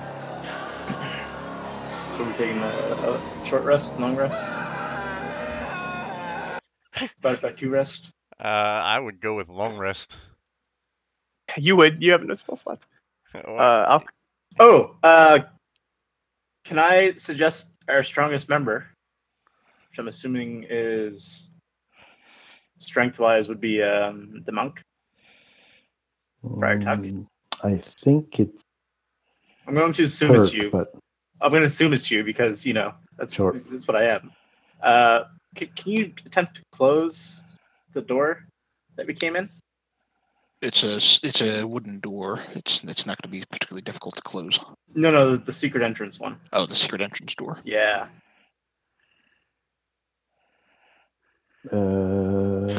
There's a We're taking a rest here. There's a stone switch that activated the secret doors themselves, and by this point, I might add, for your benefit, if you wanted to close them, all you would have to do is hit that switch again. Statement stands. I'm going to ask him. okay. Did I search these 4, by the way?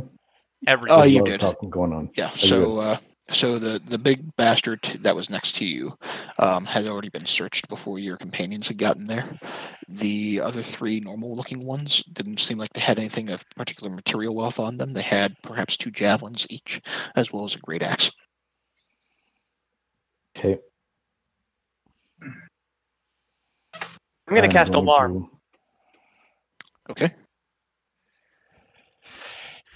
8-hour concentration spell. It just sets up an alarm so we can rest. Okay. Yeah. Big one, there we go. And I'll move back in here.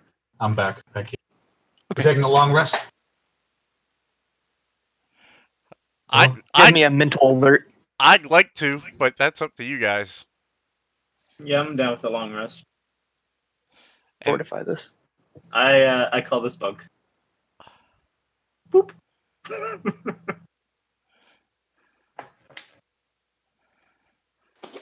If we can get away with it and not be, hit by orcs immediately. I mean, for Will's, sake, I mean, speaking just for him, I can get by on a short rest.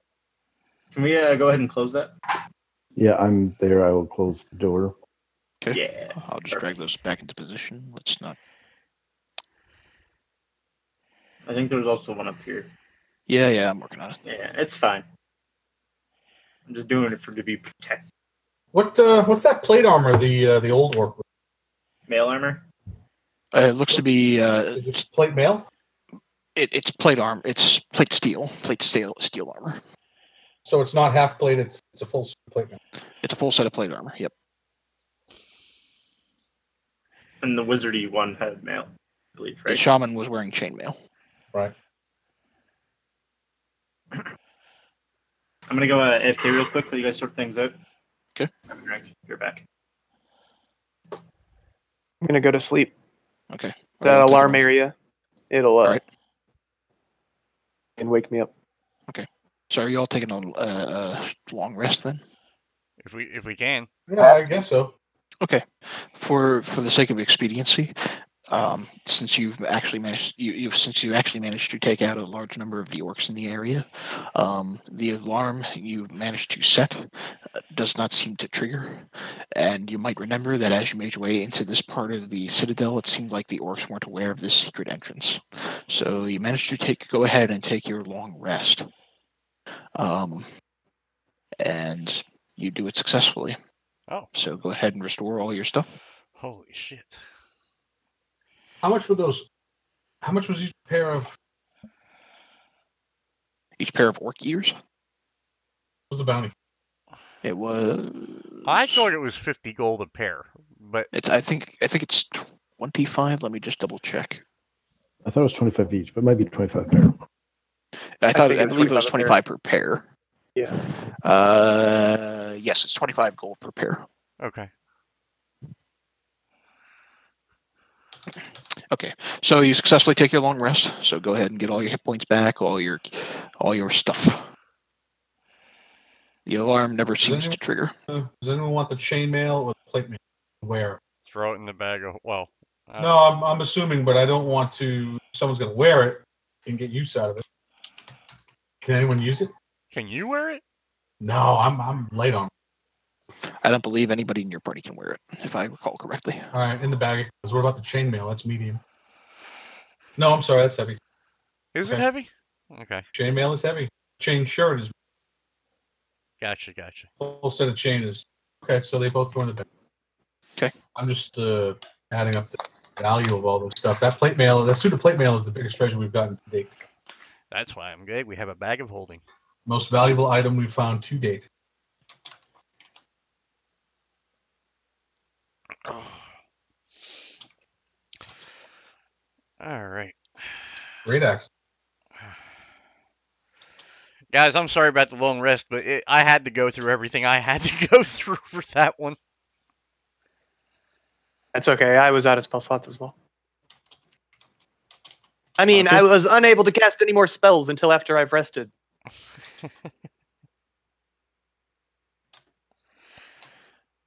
All right, we're rested and restored. So, friends, are we heading this way or are we going back across the bridge and heading the other way? I say we go the way we're going. They connect? I mean, I assume at if some I point call they to do. remember, let's just keep going then. All right.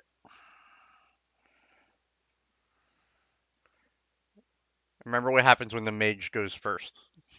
Nothing good. I'm lost.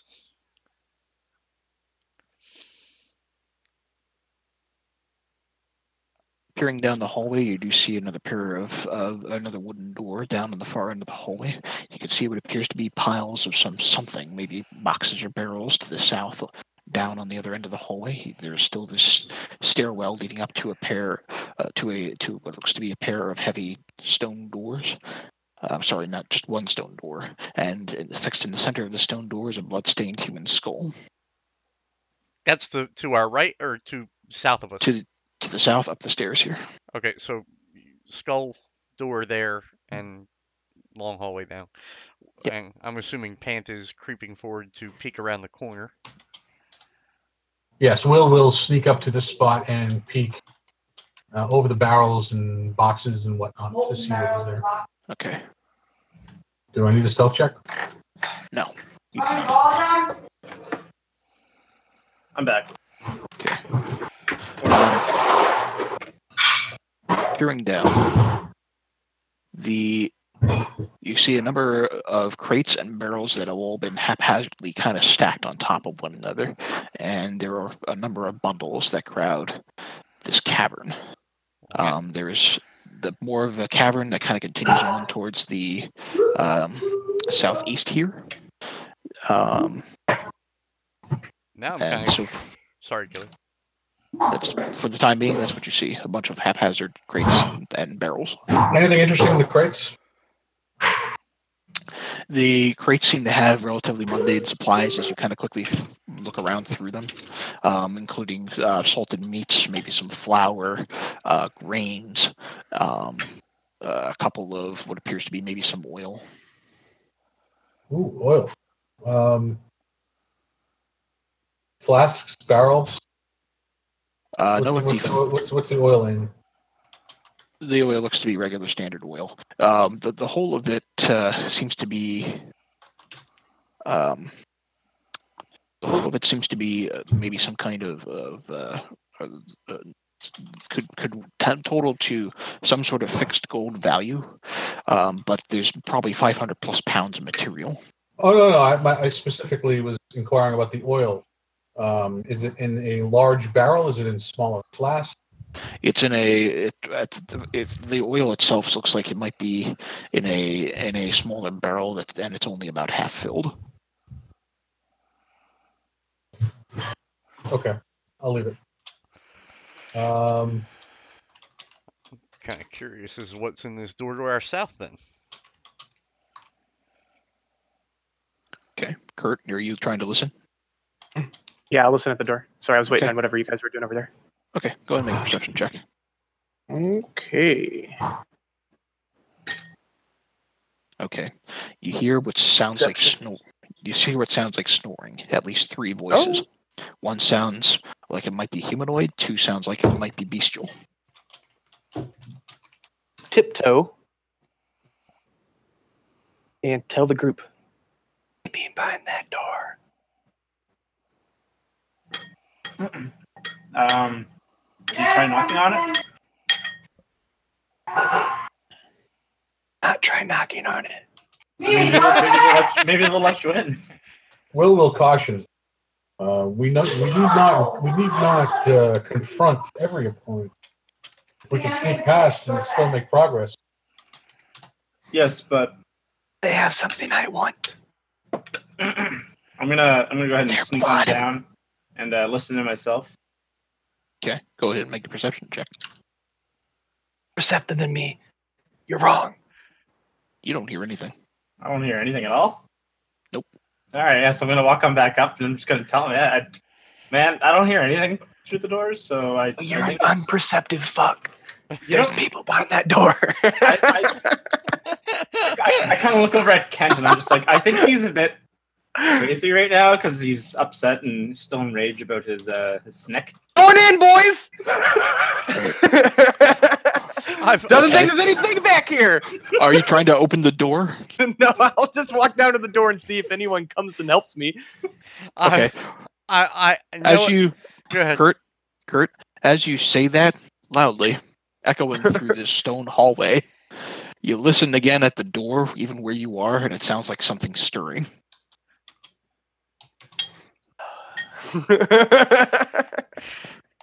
Okay, I don't know. Jafar, back up, and I'll push the door open and peer in, see what I can Okay. see. As you attempt to push the door, it's rather heavy, so go ahead and make a strength check. It's wait not till fail locked, but this. it is stone and it is heavy. It doesn't move. Oh, I'm not strong enough for this. And I it goes on the other side of the door. It goes quiet. Yeah, I'd like to assist. If you Okay. would like me to. Help me push this door open. See. Okay. Are the rest of you doing anything while this is going on? I'm waiting. Okay. Yeah, Willow's gonna sneak down here. I just want to prove him wrong and tell him that there's nothing behind the door. I'm gonna Sneaks move away. closer, but I'm gonna sit here and shake my head. Okay. Peering down, Will, from where you are, the cavern continues on to the southeast. You can see more piles of miscellaneously stacked barrels and crates and everything. And if you both are going to try to open this door one more time, go ahead and both make strength checks. Not critical fail. Not critical. Oh shit. That's a strength save, though, not a strength check. No. There you go. Okay. You swing this door wide open. Okay. As second you do, two of the largest wolves you have ever seen move forward and attack the both of you. They can't get out the fucking door.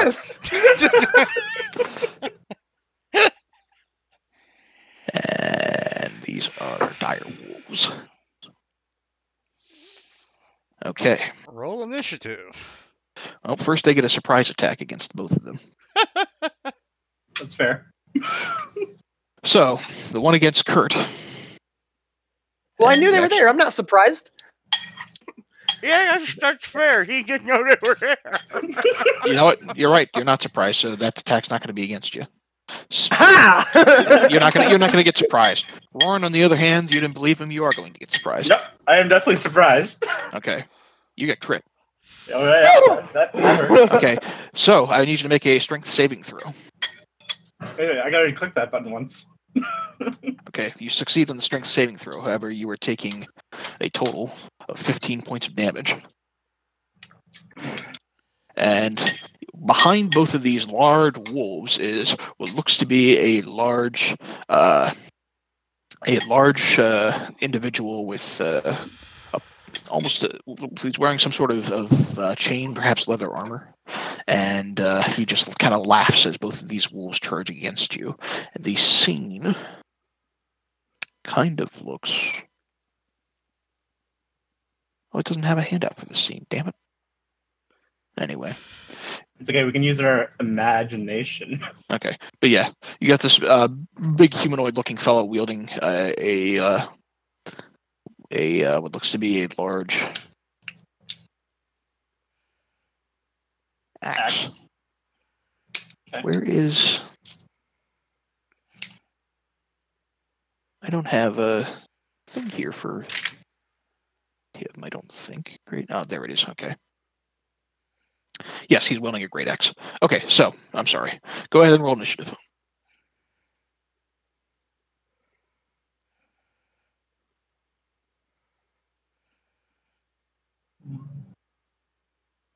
Well, isn't that lovely? Oh, My game is super laggy right now. yep, Okay. same. 3 of us critical fail our initiative rolls. Brilliant. That's a great sign. Well, not necessarily. Guys, we're off to a good start. Okay. See, it always puts me below. It's dumb. Trigger. Did you have yourself selected when you clicked on it? No, I did. I got my 6. It was Okay. it's more so that I'm below the dire wolf who I tied with.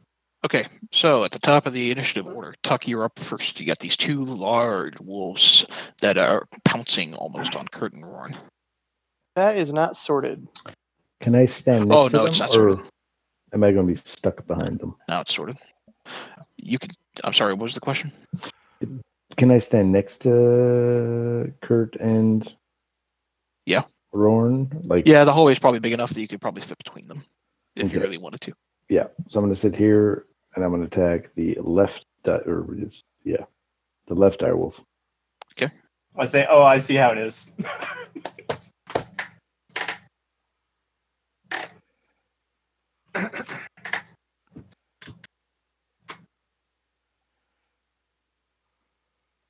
All right.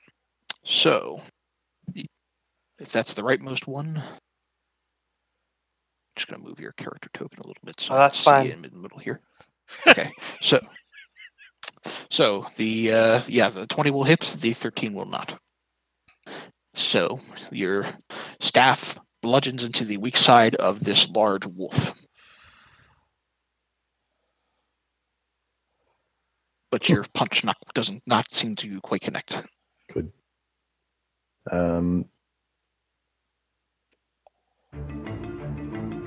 Ooh, music.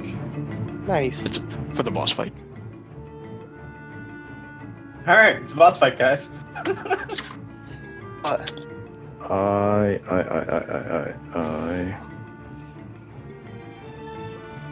going to retreat to this side. Okay, you're retreating out of melee range against 2 dire wolves. With, I guess not. I'm staying right there. I'm going to eat it. Okay. Or you're get staying... eaten, I should say. Okay. Kurt, you're up next. Yeah, I'm gonna use my disengage action to disengage back up to here because I don't think they can both fit in that hallway at the same time. That's All my right. turn, I guess. Okay. It's Jafar's turn next. I'll come down, bite this one on the left. On the left. All right. The 16 will hit. No way. All right. Make sure I didn't. All right. This is 16 total. So, boy, that snake is strong. All right. He's getting hit by literally anything. All right. Warren, you're up next. I'm swinging at both. Holy shit. Left first, then right. Left first, then right. Okay, both attacks will hit. Are you using sneak attack on any of those? I can't. You can't. Okay. Next to each other. And guess what? That's 10. That's 20. Peace out, right. Girl Scouts. Okay. Your monk, who's been left alone, is now going to be attacked by both of these dire wolves. Both of them have advantage on their roll.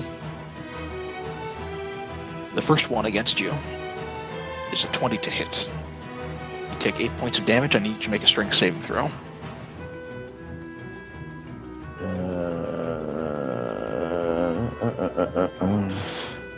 Alright, you succeed on that.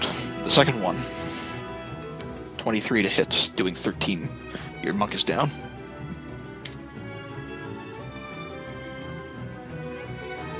Will, your turn. Okay, Will is going to dash. And I believe get full dash to have him skirt around barrels and all that. Okay. I don't have anything I can do on a bonus action, so that's it. Okay. This big fella from the other room is going to grab a nearby javelin and attempt to chuck it at Kent. And that will hit for 15 points of damage. Yes, it will. This is fucked. Kent, you're up next. Nobody listens to me. Presumably, I can see the big guy, right? Yes. Even Alright. up the stairs? Yes. Okay. So I would like to. He is humanoid. He's humanoid. Then I would like to cast Hold Person on him. Mm. I can't wait to hear. He chooses to win that check. Hold on.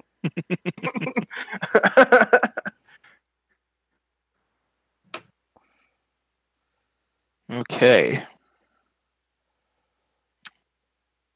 Wisdom saving throw or be paralyzed. Fortunately, he has very low wisdom. Unfortunately, he rolls well. Okay, and with that, I am going to move to. Let's see. Can I see the direwolf from this square? Any of the direwolves from this square? You can probably see the rightmost one from that square. Alright, I'm going to go there then. Okay. Tuck, make a death saving throw for me.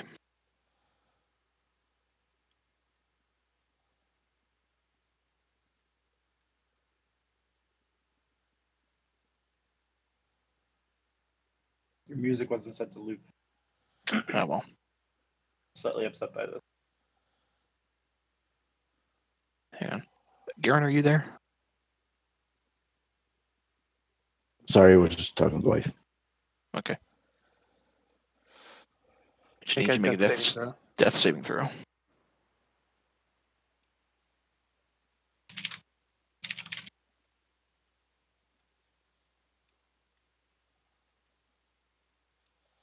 Failure.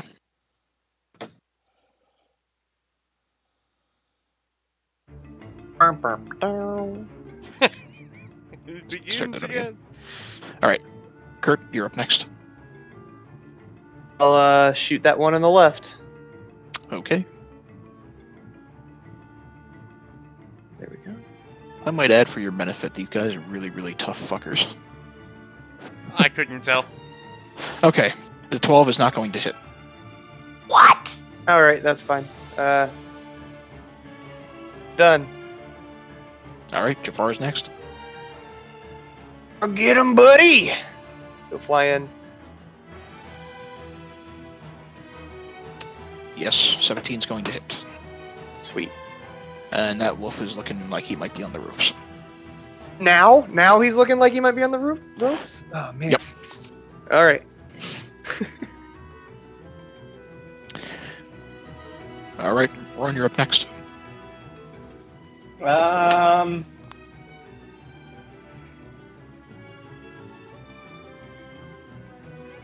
This might be an odd question. You're gonna have to bear with me here, but can I attempt to pickpocket Will?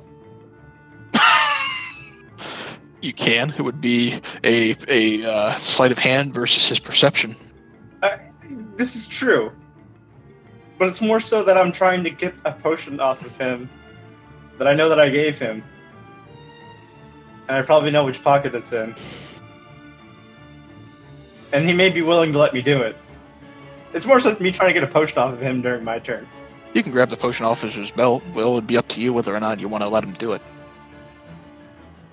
I have several potions, so you would have to know which one you're looking for. I walk up and I ask for a potion of healing because I'm almost dead again. You can ready that drink action again if you want. I mean,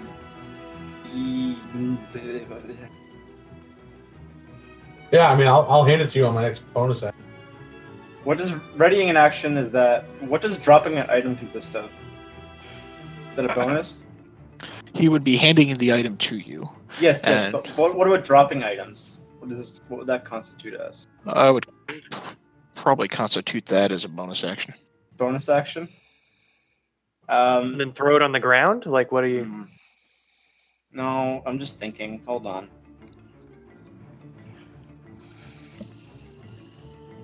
Yeah, no, I'm just gonna ready a drink. Okay. The wolves go next. This injured one is going to back away into the room and kind of ready in action.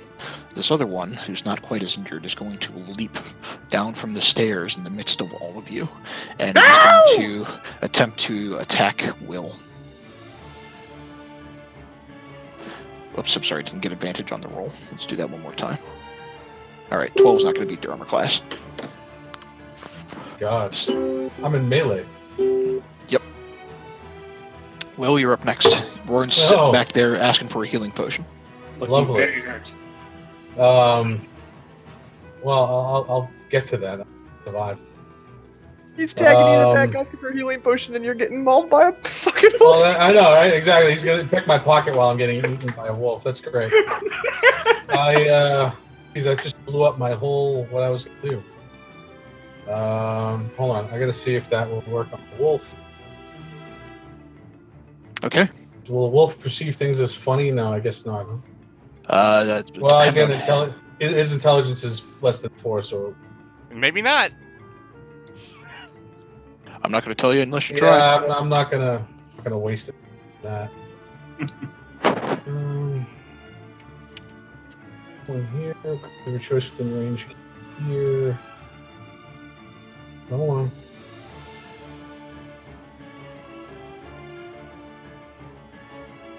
Dissonant whispers. Oh no, it doesn't have to understand me. Okay, I'm going to cast that. Okay. On the wolf. Oh please, oh please, oh please. Wisdom saving throw.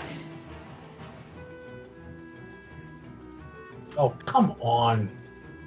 It does, on a failed save, does it take any damage on a success? Yeah, it takes 6 points, but it's not a... Okay. My bonus action, I'm going to whip the healing potion in Garen's face. In Garen's face? Okay. Yeah, and then All right. I can't move because then I'll be The I'll be attack of opportunity. Wait, you're whipping So- the potion into Garen's face? Oh, I'm sorry. Who was asking for it? Roar. Warren. Oh, all right, Fine. Roran then. Roran gets the. Okay. So he's chucking the potion to you. You're going to use your ready action to drink. Go ahead and roll 2d4 plus 2. Come on, please. And that's our last healing. And as a final Yes! thing, will yell at Kent. Kent, use the scroll, dumbass. All right. Lest you forget, we have a scroll of fireball. Yeah, that might be difficult to do. And you mean at that wolf? No, I mean in the room. The ogre is going to move Shoot it forward. into the room, dumbass. The ogre is going to move forward and ready in action. Kent, you're up next. Fuck it. I'm going to go to this corner, assuming I can... Can I see that room? Barely, but yes, kind of got this wolf in the way. Can I see to here? Yep. I will cast Fireball into the room by the scroll. Okay. So... let me just pull up the rules of the spell scroll, because I have a bad memory. You This have is it a at level third level. Third level, yep. So...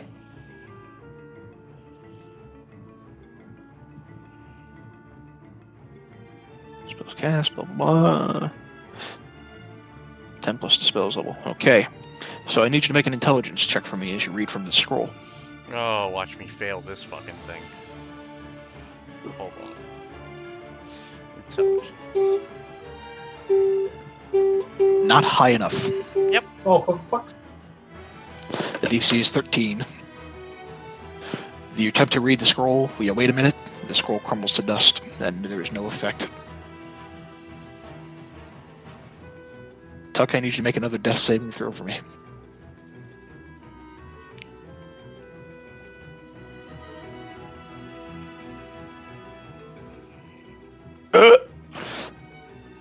You had one failure already. He did. A 1 counts as 2 failures. I'm afraid your monk dies. No! Don't worry, man. We'll be right behind you.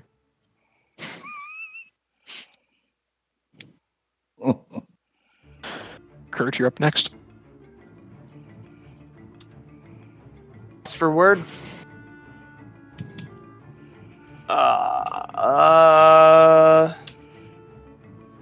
So I'm gonna try and kill this wolf. All right.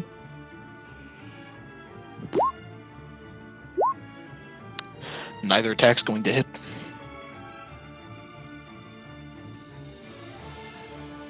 That's all I got. Tavara's next. Bite the wolf. Nope.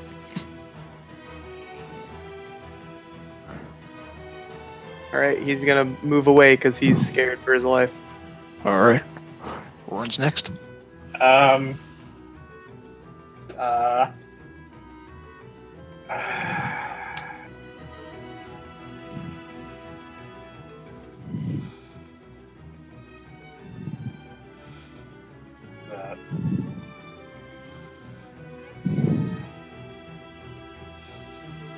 Nope.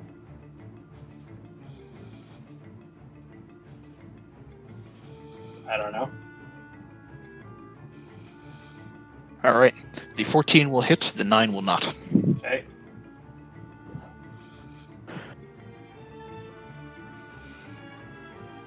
All right. This wolf is looking bloodied. Are you doing anything else?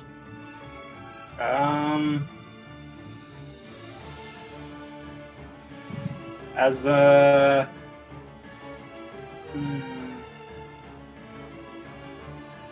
so what's that guy down there? He's just a big old orc with an axe.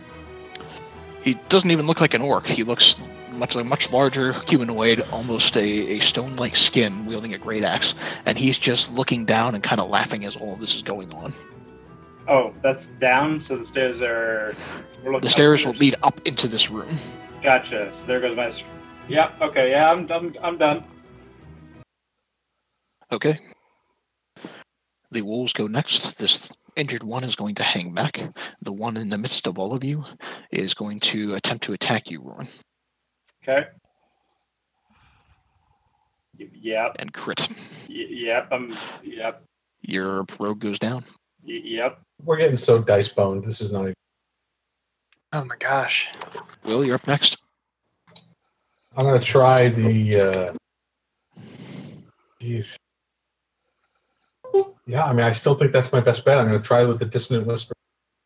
It is for sure.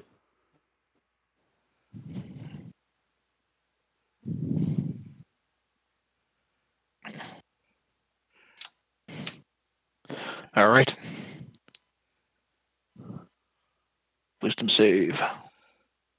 Critically fails.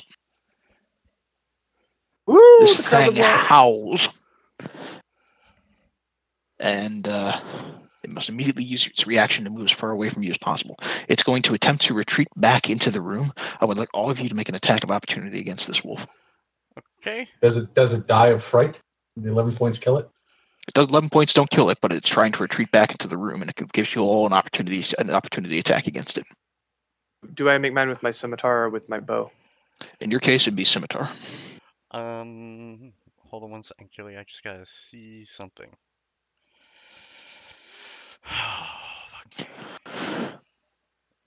Excuse me.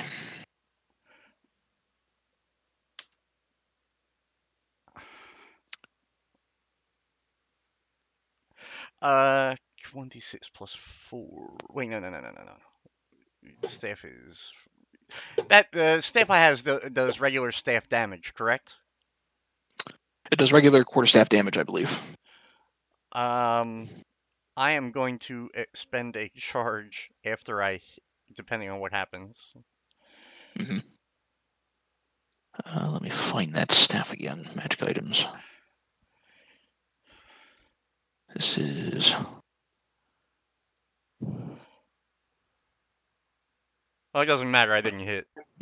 You can use your attack of opportunity to cast a spell. Can you? Yeah. When a hostile creature's movement provokes an opportunity attack from you, you can use your reaction to cast a spell as long as you have the appropriate amount of. Oh. Well. The spell has to be a cantrip, but yes. Or a spell that you can cast as a reaction. The spell must have a casting time of 1 action and must target only 1 creature. It doesn't. I don't think it has to be a cantrip. I mean, unless that's your ruling, which is fine as the DM. I prefer they use that if only because it would make things easier on you guys in the long run, honestly. All right. Sorry about the staff thing. If I had known that, I would have done probably Firebolt. But would that be a disadvantage because I'm that close? Yes. No, why the fuck not? Okay. It's not going to hit either way, but the 21 will hit, and the 15 will hit, and those two combined are going to be enough that it'll take it out. So this wolf, as it tries to run away, managed to just get sliced and stabbed at, and you watch as the first of these wolves go down. And for the first time, this guy in the back looks kind of upset. However, he's going to just move forward 1 and ready in action. Kent, you're up next. Hold personal on him again. All right. And I will link it again for you.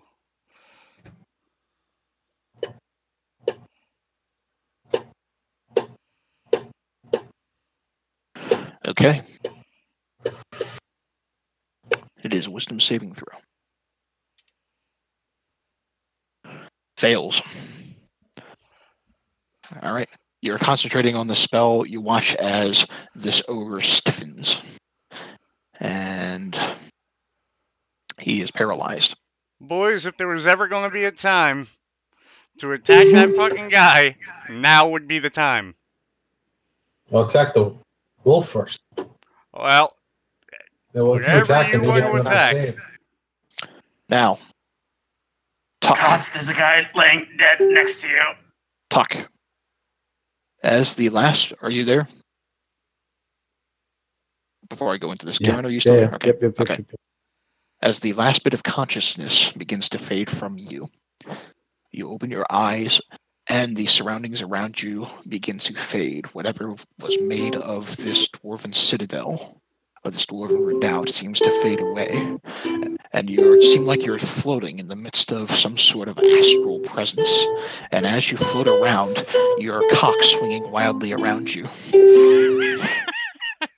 You look up and see what appears to be some sort of being engulfed in some sort of radiant energy. And looking upon him, you can't help but notice what appears to be a giant member that wraps around the entirety of this plane.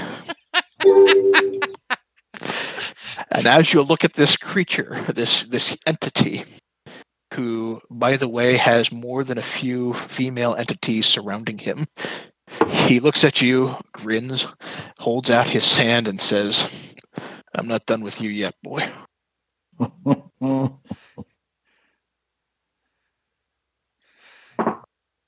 What do you do? Take his hand.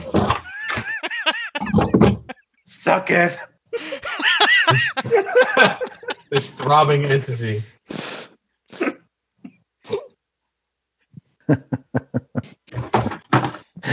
Jesus Christ. Oh, don't make me laugh.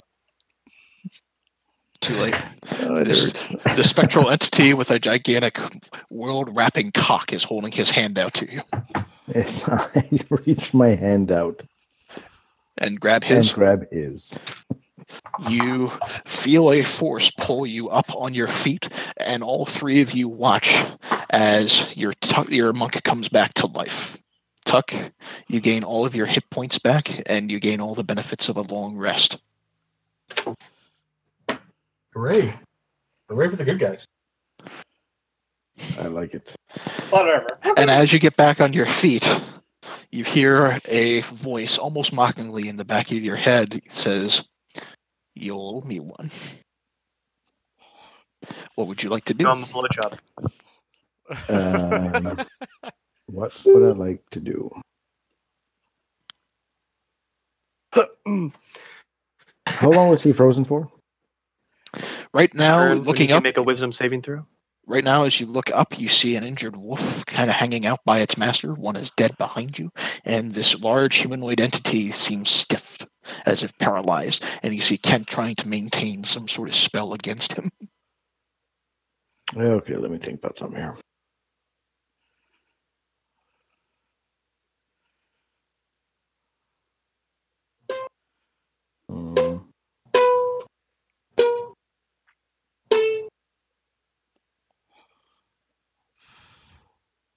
I'm not directly touching either of them, am I? Not at the moment. Okay, I'm going to... The wolf's still awake. Yeah. Okay. Let's take a chance at this shit. I'm gonna move forward here. And I'm going to attack that wolf. All right.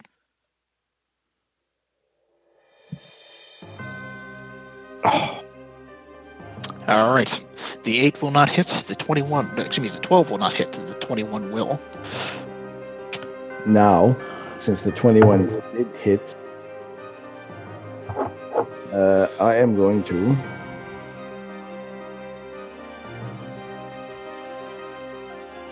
try and knock it prone. He needs to do a dexterity save. Does not matter. You do enough damage that it dies. Oh, well then. As your large, whirling penis slaps into the matted, furred face of this creature, You watch first off as it gets covered in a little bit of fur, but secondly, you watch as your cock begins to glow with a radiant energy. And as it does, you can't help but feel like it shrinks a little. You ought to see a cleric. Oh no! Oh, This campaign is so wrong. I just figured out what's going on. God damn Kurt, it. you're up next. Since that guy can't move, I'm gonna hunter's mark him. To attack him with the extra damage on my bow. Alright. If he can't move, never mind. He is... Oh, I get advantage, right? So should I roll again? You have Attack advantage. roll and still Yes, use those you- damage you- rolls? Yes, you have advantage, so go ahead and roll that attack one more time. Okay, so yes, the I believe the 18 will hit. Yes. So, with ease. Alright, so he's taking a total of 12 points of damage. This frost arrow sinks deep into this large humanoid creature. Did you And roll then the hunter's damage? mark damage as well. Yeah. There you go. I'm like, please, kill him Okay, so before you- my turn. Alright, so you got the hunter's mark applied to him. Alright. Jafar is up next. How far away did I just make him? 20. He'll go in for a bite. Alright. He gets advantage on the attack. Oh, cool. I can't do advantage with him, but there you go. Just roll the bite attack one more time, just in case you crit. Okay, I did. I rolled it twice there. Okay. Oh, you did? Okay. Alright, so yes, the 24 will hit. Your flying snick bites deep into this humanoid creature. It looks like he's still holding strong, I'm but gonna move back it's certainly hurt. Alright. And so I can go 35, 50, 60. I can go back out to there. Warren, you're up next. Oh, you're unconscious, so make a death save. Alright, you're fine. That's one success. Alright. Will, you're up next. Okay. Will is going.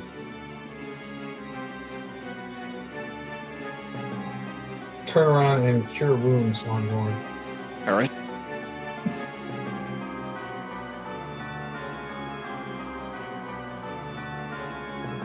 Alright, we're gonna get 4 hit points back, and you're up. Woohoo! Alright. He can't take any actions while he's got this whole person affecting him, so he's going to repeat the, I believe it's a wisdom saving throw for that whole person. It is. Alright. That would do it. Alright, he breaks the whole person. However, he's not able to take any additional actions because he had to do that at the end of his turn. Kent, you're up next. Magic missile. Do it. Yeah, don't hold anything back now. No shit. It only just occurred to me that I had that inspiration I could have used on that On Gary? on one of those dice bone rolls we had in that early run. Okay. Your magic missile pulverizes this guy, but he is still holding strong, but not by much. At the top of the round, Tuck, it is your turn again.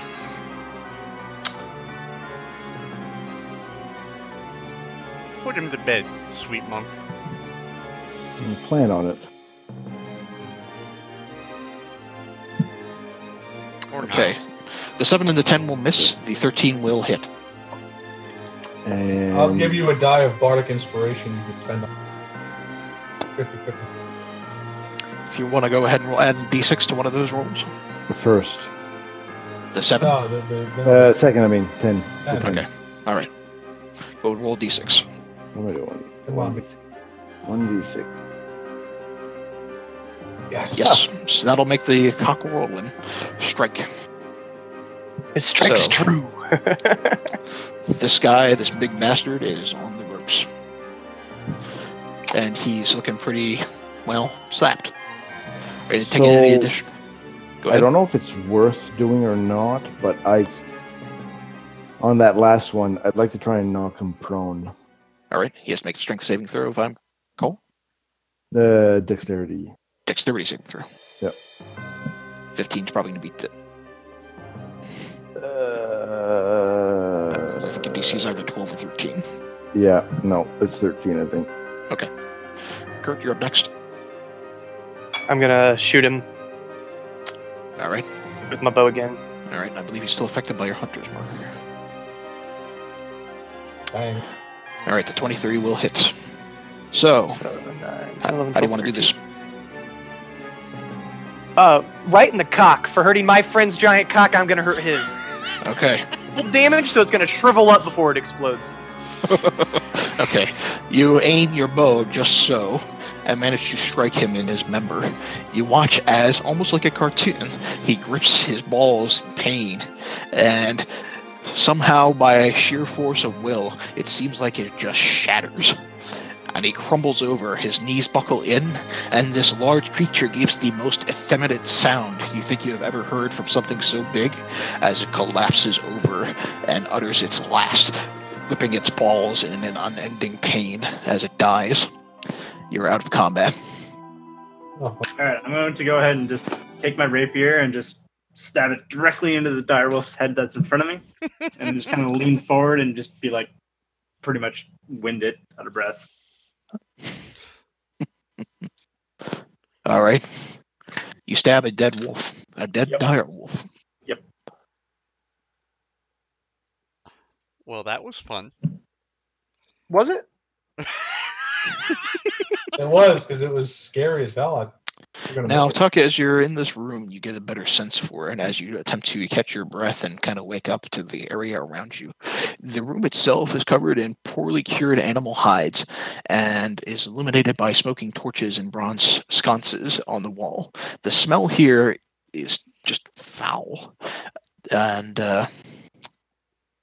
as you examine the room, you can't help but notice on the southern end are what appears to be 2 large wooden chests. Let us search the chests. Let us search the chest. Okay, are you all moving into the room to look at these? Yeah. I don't I'm want to be still out out in of this breath. hallway. I don't have any Yeah, hit points exactly. left. I'm Okay, staying where I'm at. all right. The chests are on the southern wall, and fortunately, they don't seem to be trapped or locked in any way, so you can easily open them. Within them, you find a total of 440 gold pieces, 1,600 silver. Jesus. There is a potion inside. It looks like it is separated into multiple colored layers, brown, silver, and gray, each resembling what appears to be bands of stone. Also inside, you find a rapier. And as you look at it, Will, I would like you to make a history check. I can do that. It appears. Okay. You recall an interesting tale of a wandering minstrel who wasn't particularly good, but within his travels he happened to stumble upon a singing sword. And that singing sword allowed him to kind of propel himself into fame and fortune as a bard. That particular song, or that particular tale, has led to many mages and many bards that would be trying to replicate singing swords, some with some success. You think that this sword might be one of those. This rapier might be one of those. Will clutches it like it's his child. He's squealing, and he's got the biggest hard on you've ever seen. I would have to argue that one. Okay. As you're clutching this rapier, is there anything else you would like to do? Is it in a scabbard? It is. It appears to be in some sort of scabbard. The scabbard itself is made of a fine leather, and it has what appears to be a sort of musical note engraved into the scabbard itself. I will play the note on my lute with sustain. Okay. Let's call it a G chord. G chord. Okay, I can do that. Okay. As you play it, you watch it. All of you watch as a purple energy begins to float around this rapier. Pant, I would like you to roll a D6 for me.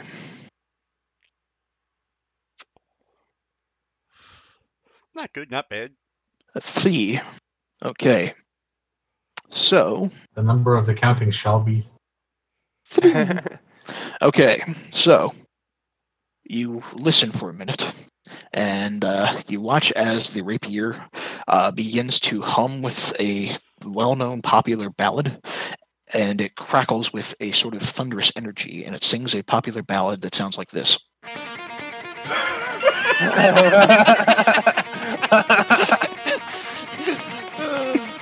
Hold on, I'm not hearing anything. Hold on. Okay. Oh, nice! I had turned the music off, but that's so dope! Oh my god! It's playing from this track!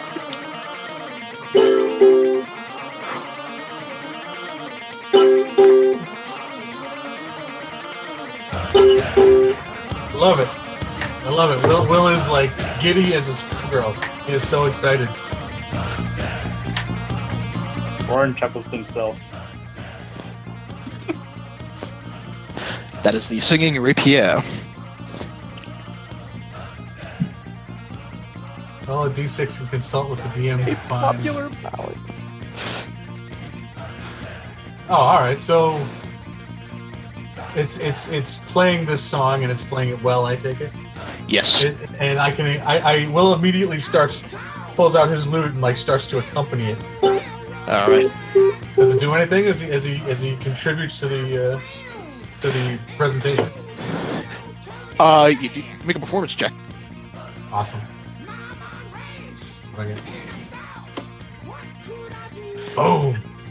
It seems to make the visual effect of the shock that surrounds the current rapier thrum a little bit harder, and the music plays a little bit louder. Oh, I say, whoa, calm down, friend. I can only become so erect.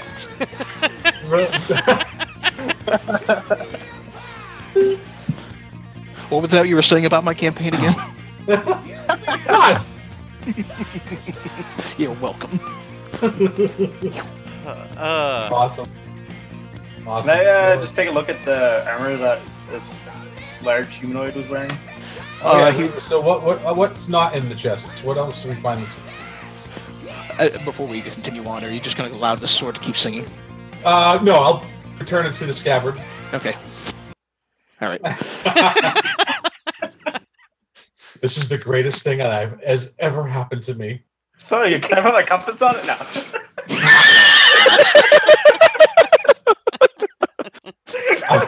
I will kill you in your fucking sleep. Will just turns to him and goes, "I will kill you and skull fuck your corpse." Everybody should note that Pants children are going to bed. He does the. Absolutely right. He does that. What's the guy? Who's the guy for the Chris Tucker's character, Fifth Element? He does one of those zzz, like it's off. No, I'm just joking. But like, what type of armor is he wearing? With the screaming. Well, he's wearing large hide armor. Hide. Hide. Not particularly well cured either. Okay. Not what I'm interested in. It'd be far too large for any of you to wear. Oh, yeah, but we could get it repurposed. Yeah. What do you guys want to do? Since I did come back from the dead, am going to skullfuck this fucking order thing. Just out of principle. A radiant energy glows around your cock as it seems to... Well, it doesn't change, but a radiant energy glows around it. And all of you notice this for the first time.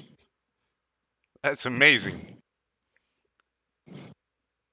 Maybe you're living on borrowed time here, friend. Do you need some help?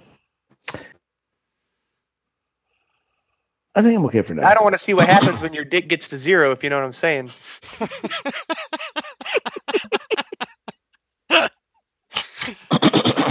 Just out of trying to keep you alive, I'm gonna cast Cure Wounds on you just to see what happens. I'll use a spell slot for it. I don't give a fuck. Cast it on my dick. Oh. On your penis. Just for accounting purposes, Will's going to take that unidentified potion. That's 2 unidentified potions we have now. Okay. And let's see what else. Is in Everything chat. else- everything 440 else will- gold and 1600 silver. Yeah, no, I got all that. Everything else will go in the bag. It's just going to be quite the haul. Our player equity is 280.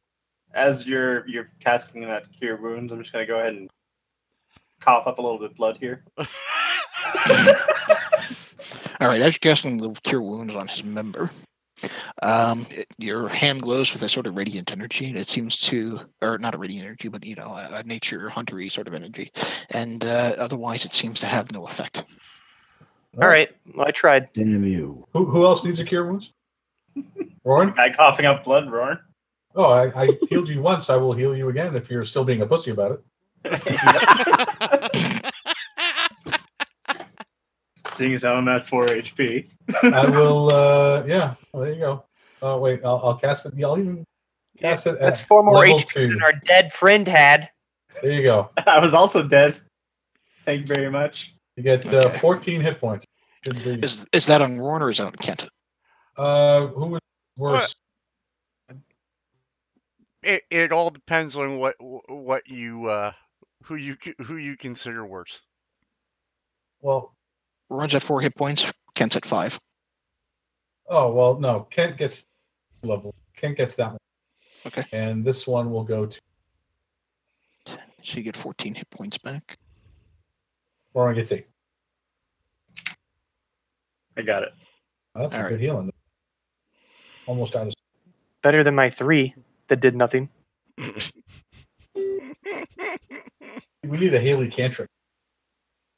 What is he? Unfortunately, they don't exist. Yeah. We need a cleric. What do you guys want to continue on? I guess, yeah. I mean, maybe a long rest is needed after that. I would imagine so. Long rest 3 seconds after we took a long rest. I'm just saying. I don't think we can. I don't think we can So, take another long rest for a while, right, Killy? I think it's only one long rest per day. Wait now. 16 Yeah, you can take a hours. long rest whenever you want. It's just some stuff might happen. Roran goes ahead and walks up here and passes out. I would rather rest in the smelly, shitty room with doors on it. Does that They Does both that have door- doors on it. does the door look like it has a keyhole? No, it's just a regular old wooden door. No key on it So whatsoever. we have 2 keys and no doors that have preserved themselves. Or the big stone doors that two of you to open. Yeah, I guess cast that alarm spell was key. Cast that outside and close the doors. Maybe put the 2 bodies up against it. The alarm spell out here in the corridor again. Okay. So are you all retreating into this room and basically doing what you did last time for the long rest? Yeah, I think so. Okay. Into that room? Okay, that's fine. Thought we were doing All the right. smelly room with the big doors. Yeah. Okay. Can we Um, drag that wolf in here and like It's a pretty large wolf. in it, I guess? Yeah. We grab some of the salted meat from the barrels and stuff. Eat. Sure. I have rations if you need it. Look that guy up. You drag one of the wolves. Kind of hard, but you managed to drag one of the wolves in here. Well, The one that got extra impaled by me. Will spend his watch attuning himself to my Okay. And if you need my help to put the stats for that rapier in, I can do that. All right. So as you're taking a long rest, Kurt, in the middle of your watch, you notice a band of your alarm goes off, and there is a band of 4 orcs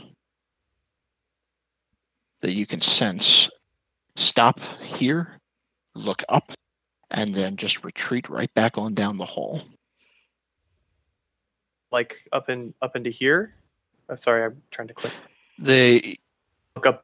no, Up they this don't even way. get up to that door. They see this giant dead gentleman down here, and they just book it. Doors open. We're idiots. All right. Well, I guess I sort of, since I have to like look out here and see if I can see anything, which I know I can't, but my guy's gonna try anyways. Okay, you can't. Um, By the time you get up over to the door and kind of peer out, anything that was there is gone. But your Oh, alarm shit. has been triggered. how far into the?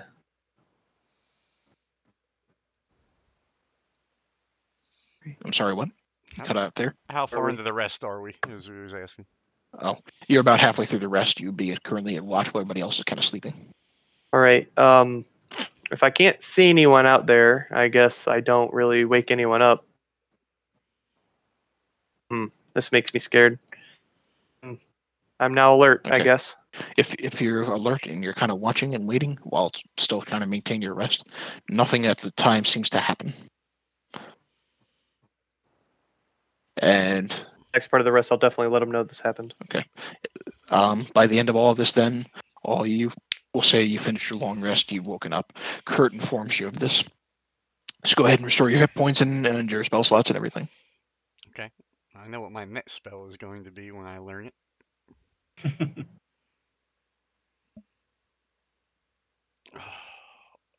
Oh. 20.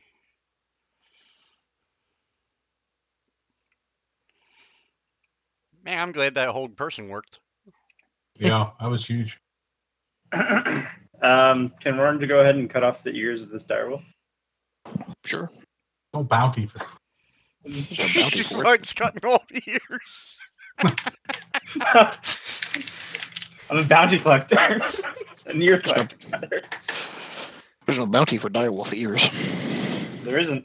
It shows us that we won. Actually, rather than the ears, I'm going to cut off its tail. You cut off its tail too. That's fine. Killy, Just the tail. I don't care about the ears. while we were resting, I'm, Mhm. or at the end of my rest, I'm going to, what the hell? Wait, where the hell is it? I'm going to unprepare Scorching Ray, and Mhm. I'm going to prepare Grease. Freeze lightning! Okay, that's done. Okay. All right. Ronan would also like to stealthily sneak back up here and cut off the ears of this feller and the tail. All right. No problem. those ears are probably the size of your. Doesn't matter. What type of ears are those? Would The they ears be off orc? of the big guy. Yeah. the Make big a let's call this a survival check. survival. Yeah. All right. Okay. No, you don't know what creature this is. I'll assume that they're orc ears, and I'll stuff them with the rest of my ears.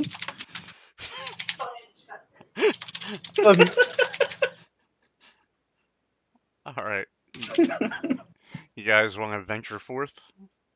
Yeah, let's go.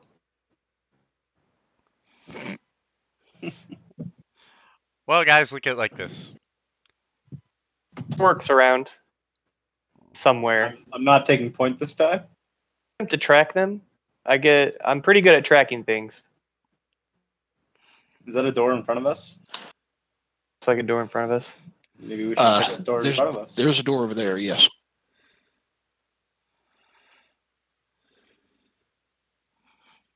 All right. All right. Yeah.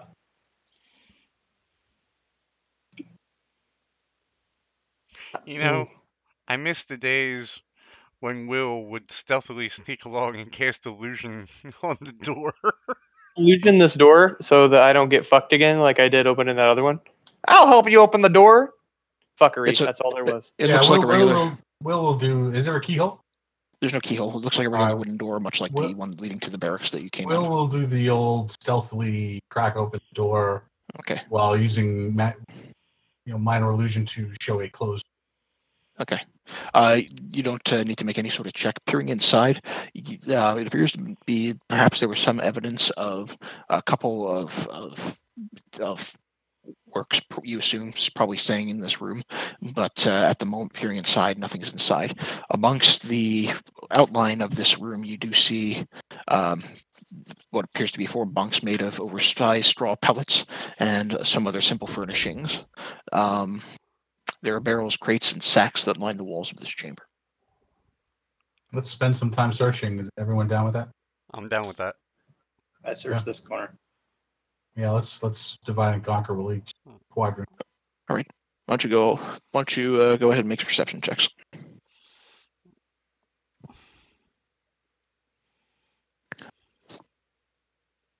Ooh, snake coming in handy.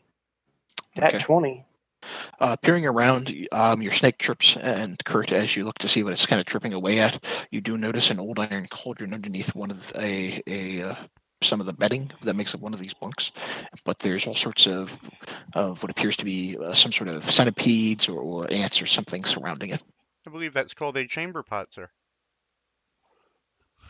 You would be correct. You found a poop pot.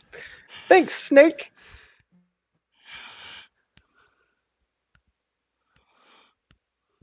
A poop pot. That's all I got, guys. Anyone else find anything? Are you just going to leave it alone then? I mean, I guess I'll grab the poop pot. Okay, a few centipedes and then other vermin kind of scattered around it. Yeah. Fuck you, vermin. It's a blizzard quest. Peer into the poop pot. I'll peer into the poop pot. Do I see anything in it? As you open the lid and peer inside, it is covered with gold coins for a total of 210. Yikes. I told you! Blizzard quest! What would have been great is that if it was like a bag of holding. It's a cauldron of holding. Used as a poop pot. Inside the chamber pot is gold. The last place anyone would ever want to look. I hand my The rest of you don't find anything. Okay. Oh, Lord. Make my way back out into the hall here. Mm-hmm. We have a abundance of gold at the moment. Will point out. Mm-hmm. Perhaps, Kurt, perhaps you want to tell us we could spend a couple $100 gold and identify these 2 potions that we have? The one we know is a resistance potion, right? You know it's a resistance potion. You don't know what kind of resistance. Yeah, one's the crystal flask with the orange liquid. Which question. The other is a potion. Question. The multiple colored layers. You also got 3 potions from me that I gave to you from. You got 3 flasks of some sort of red liquid. Yeah. From the shaman. Right. Your call, guys. So I hate to have untapped resources. Let's identify the shaman potion and the stone potion. I don't know. That resistance potion isn't really exciting to me, but the other ones we can figure out what they do. The other 2 types. So other 4 potions total. While this is going on, Roran's going to keep watch down this hallway. Hey, Kill. Do you want to use the same way call as before? Yeah, so 100 gold and 1 silver if you're going to cast Identify. Alright. Do we have to cast it once or twice? Probably twice if you're doing 2 objects. Oh, doesn't it have a duration though? You can identify objects. Good question. Hold on.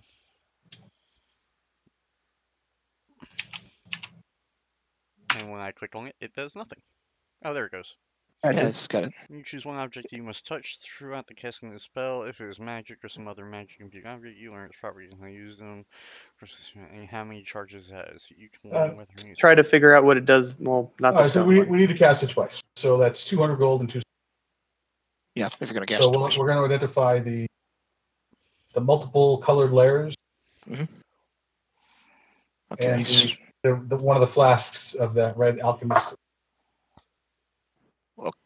Okay, so you're going to examine the multi-layered flask, or the multi-layered potion, and one of the alchemist flasks? Yeah. Okay. From the shaman, yeah. Okay. Yep. So sure. the multi-layered flask you identify as that.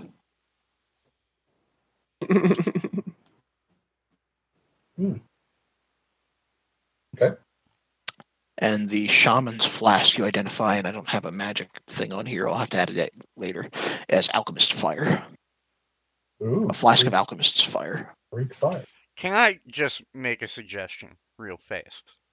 Rather than having all 3 of the alchemist's fire in the bag of holding, Just spread them out. spread for them sure. out, because running to you is not going to work well, I think. No, that's fine. I suggest the people who typically don't enter melee should have that because they're typically thrown. Or do we want to, how about we do Roran, Tuck, and over other Roran, Kent, Kurt. I don't need one. So the bard, the mage, and Roran can each have one. With me having one, I have would be one useful on me already. because I don't have any ranged weapons. So you do or do not want one? I will take one. All right. So Roran, Kent, and Will each have an alchemy. Okay. So noted. Okay. You might be able to pull up the stats on Roll20 here, but the basic idea of alchemist fire is it's considered an improvised weapon. It's got a range of 20 feet or 60 feet with disadvantage. If you throw it at this flask, it'll shatter on impact. You make a ranged attack against the creature using your dex. On a hit, the target takes 1d4 fire damage at the start of each of its turns, but can use an action to try to extinguish the flames. All right. And if need be, I can write that down somewhere, but that's the basic effect of Or that. maybe just create a journal entry for it. I'll create a magic journal entry for it later. Yeah, sounds good. Okay. Let's continue with the sneaky sneak. Do I see anything down this hallway?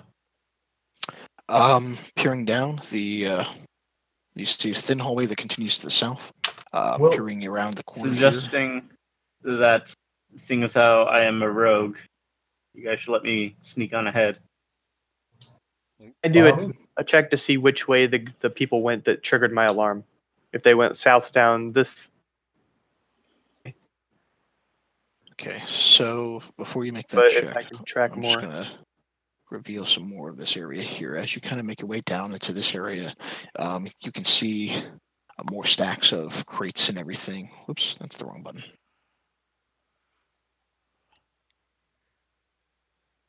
An explosion. Now, you can see a few more crates, including a bunch of crates that seem to be blocking some sort of path up to the northeast there. Off in this corner here, you can see what appears to be some sort of well. Okay. So yeah, I'm going to suggest that I sneak ahead. Okay. Yeah, go for it. Mm-hmm. Kurt, why don't you go ahead and make your survival check? It's kind of hard to gauge. There's too many tracks. And they're Okay. stone floors. Okay, so I'm going to go ahead and work my way this way. Okay. Stealthily. Mhm. Yeah. Do you want me to roll stealth? Nope. Okay, I'm going to keep going this way and kind of peek around that corner. Okay. It appears to lead down into an empty cavern. Okay, I'm going to keep on going stealthily. Okay. And again, peek. Okay. Peering inside this area, you can see a thin cavern that leads down to the south. But across from some of the crates, you can see what appears to be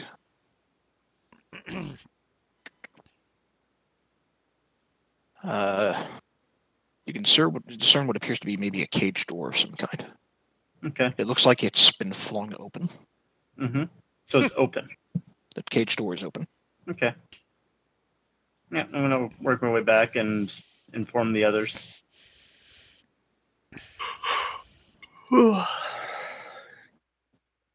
So yeah, We already guys, searched this stuff. there appears to be two passageways that lead to nothing and a door that's flung open. You haven't searched the stuff in this specific area. I wasn't sure if Will did earlier or not. I knew he was walking You through check here. some of the supplies. It all seem to be fairly mundane supplies. And for the sake of expediency, if you want to check, all of the supplies in here seem to be mundane supplies. You have every reason to believe that the bulk of the stuff that is here is stuff that the orcs must have raided from people within the surrounding area. Probably some of the miners. Well, after Roran comes back, I would suggest to the guys, I think we should check the most southern and work our way around like a clock. What was this over here again? Sorry. Yeah, a door that was flung open. A cage door or some kind of cage door that has been flung open. I suggest we start with that, guys. All right, let's go down there then. Yeah, all right. Okay. As you make your way down and kind of peer inside here,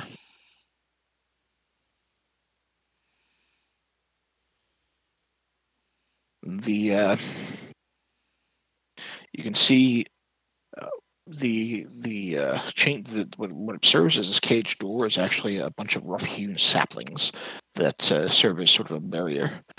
There's an iron padlock that is on the door, but it looks like it's been almost broken off. Inside, you can see what appears to be, it's filthy, but there appears to be maybe some evidence that some humanoids may have been in here, but it looks like whatever was in here has been taken out.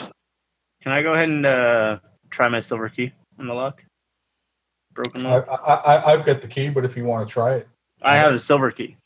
No, because I was searching the shaman. I said I pocketed it. Yeah, Okay. no, but you weren't searching the shaman. As you try to get your silver key into this broken padlock, first off, the key doesn't fit into the lock, or it doesn't seem like it turns into the lock, but the padlock itself looks like it's been broken. Yeah, I figured as much. I just wanted to... Yeah, your silver key doesn't seem to Try match my this. copper key. Yours seems to fit. I found another useless key. I'll add that to my keychain. Kurt, make a survival check as you're looking around this area. Okay. You can see there are evidence of two humanoids. You have every reason to believe, not orcs, but maybe humans. But whatever was in here has been taken away. When did they pass? Can I tell? Not more than a day. Did we ever get these ears? Yes, we got them. Yeah, we later. did. Okay. just making sure. Did you say they were taken away or that they were allowed to leave? It seems like they were taken away. And in what direction? Out. Oh, well, okay. That sucks. But all right. Well, should we go to the southeast? Or should we... Actually, Killy, I'd like to just go down there and see if I can see anything in that room. Okay. Like Peering maybe... in the room. Go what's ahead. that? Just to see if, like look around and see if I can find... I'm assuming that Kurt relayed that information and see if I can investigate around. totally. Okay. Go ahead and make an investigation check.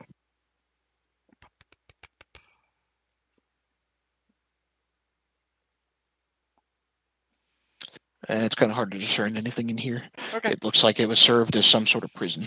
Okay. Is there something right there? Is that just a weird... No, that's just how the map's designed. Okay. All right. Just double checking. I'm gonna come around here and back Will Yeah, up. Will will kind of sneak down and. Okay. As you peer into this room, there's a still running a large but smoky fire that crackles in the center of this room. There are battered pots and kettles stacked all over the place, and you think this place clearly serves as some sort of crude kitchen. And you can catch through the ceiling that this smoke is rising through a distinct draft. Like, there's wind? You think so? You mean there's a hole in the roof, or? Sense. Okay. It looks like there might be some sort of natural chimney within the cave that this smoke is climbing out of. Okay. Right. Can my sneaky snack go up in the chimney and see where it comes out? Yeah, your sneaky snake can go all the way to the top of this thing, kind of peer out, and it's kind of hard to see where it is in the smoke. You wait a minute, it comes back down, and it kind of chirps away at you, and you get the mental sense that perhaps it leads outside. Hey guys, this will take us outside if we need to go that way, which I don't think we do. Can we even fit through there? Well, we can turn ourselves into clouds of gas. Float away. I pat. You could fit. Excuse me. You could fit. You could fit through the ceiling, but you would have to do one at a time. Did my snake say that it saw anything other than just a way out? I mean, Your snake can't speak. okay, fair enough. All right. All right. Shall we move up here because I still want to check out what looked like it went Yeah. nowhere because this place is full of shit. Yeah. Down I here? agree. Yep. Yeah. Alright. I'm gonna Make a snake perception check. you down here. You want me to make it? Yeah, sure. Okay. Okay. You, much like before, sense that there might be a secret door right there. Hold! Before we go. Hey guys. Actually, I'm not gonna shut that. I'm gonna walk back up here and go, hey guys, there's another secret door, but last time we opened up one. Actually, both led- times we've opened up doors, it's been bad news. How about we come back to that? Find a door. How Yeah, about can we I get somebody investigate this? Well, the only other place to go would be to tear down the barricade.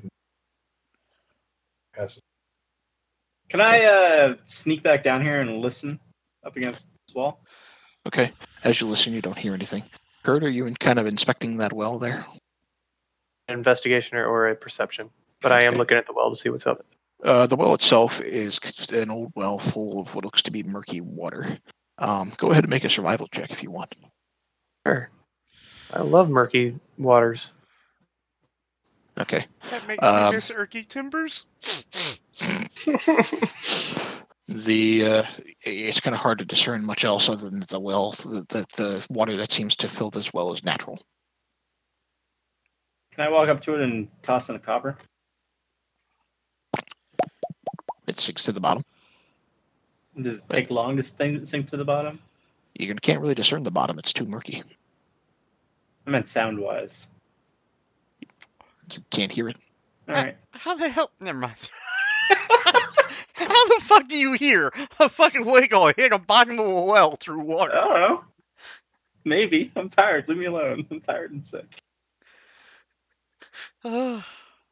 Okay. Is this barricaded here, or is that just shit? It's kind of blocking the path. And one more thing, Kurt. As you're kind of examining around the well, you do manage to find a loose stone, and behind it, you do see a strong box. Inside the strong box is 180 gold pieces and a flask of holy water. Okay. How much gold again? 180.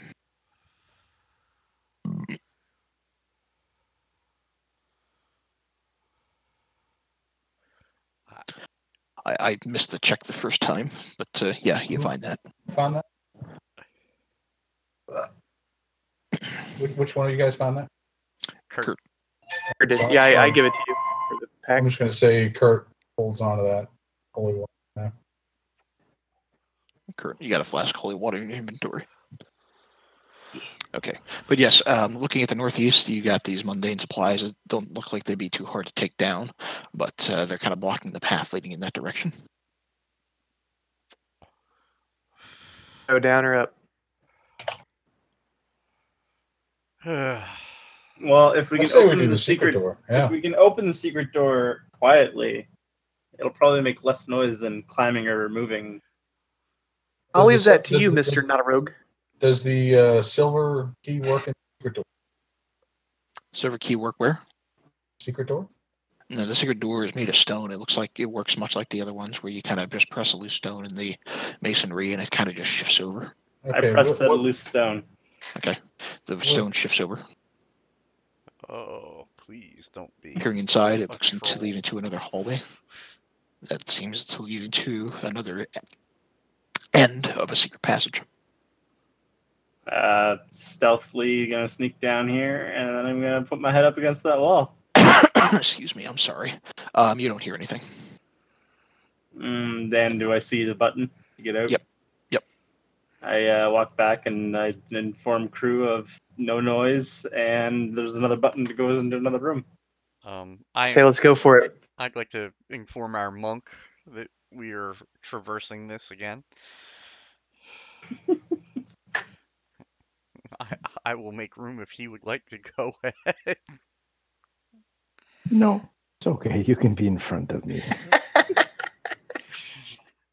Hey, I don't have a magical dick god that's going to bring me back to You know life. what? Roran goes down, presses button. Okay. All right. The door shifts open. And peering inside from where you are. I'm readying an action to run. There's nothing inside, but as far as creatures go. But you do see this room is cluttered with crude furnishings, and there is a recently used campfire of some kind over here, but it looks like it's burned its way out. Okay, I'm going to... However, hang on, Oh. before you finish that. Oh. As you peer into the room, there are hanging, suspended from the ceiling, dozens of yellowed skulls that are tied together by fraying ropes, strung through holes that have been punched in the bone. Okay, do these skulls look familiar to the skull that was on the door? They look humanoid, and they look like some sort of ritual was done with them. Oh, I would like. I'm going to have to say to our rogue, can you sneak into that room, see if there's anything else in there, and then I will attempt to figure out what was done? I mean, I would prefer you to try to figure out what happened before I sneak in. Well, that would all depend on a few things. Killy, from here, can I see whether or not if I can roll Arcana or figure that out, or no? Sure, go ahead and make an Arcana check. Okay.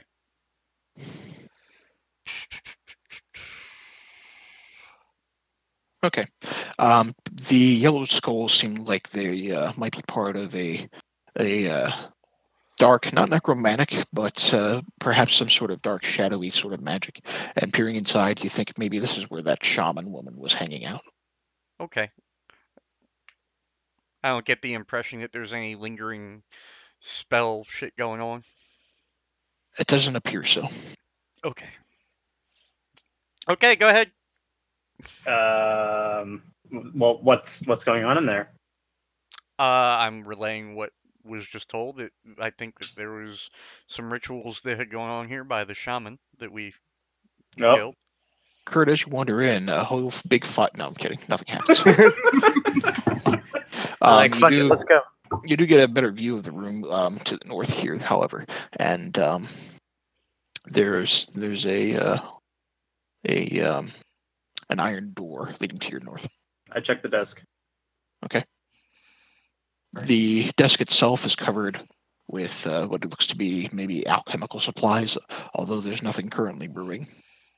Nothing interesting else in the desk, on the desk, beside the desk? Make a perception check. Amongst the clutter that makes up this room, you do find 2 leather sacks, each of them containing 160 silver. I picked them up and I tossed them over to Will. Awesome. 160. Yep, for a total of 320. Kill. You said there's basic alchemical supplies in here. Yep. Anything like cured leather, talc, and silver, or small pieces of iron? You could probably find the talc, silver, and small pieces of iron, but you don't find you don't find any cured leather. Okay. What about that hide armor? That hide armor would be cured leather. You'd have to rip off pieces of it, but yes. I don't need to go back to that. No, we took it, or rather, Will took it. Oh, okay. Are you kidding? That's money, man. I would like to grab the talc and the silver powder and the pieces of iron. Okay. Sure. All right. So I'm going to assume that's an upper one thing. All right. I'm good. Okay. So if I listen at this door, do I hear anything? Make a perception check. Nope. I tell the group, guys, I don't hear anything behind this door. You ready to go in? Yeah, I trust your hearing based on the last situation, so yeah, go for it. I'm going to move to here before we do that. Okay. I say, hey, do you want to do the old, the door's here but not here trick there, Will? Yeah, we can do that. Sure. That should just be like a cantrip. Okay. Hey, As you try to Will- open the door, the Will's door's locked. clever opening. Door's locked. Let's try that silver key. I toss Will the silver key. Or if Will has it, then you know. Okay. Door the opens. whole time. All right. Peering inside, I'm just going to reveal the rest of that bit. You see what appears to be a large, grand chamber. The ceiling in this place soars 30 feet high, and the walls are all carved with images of dwarves at their forges.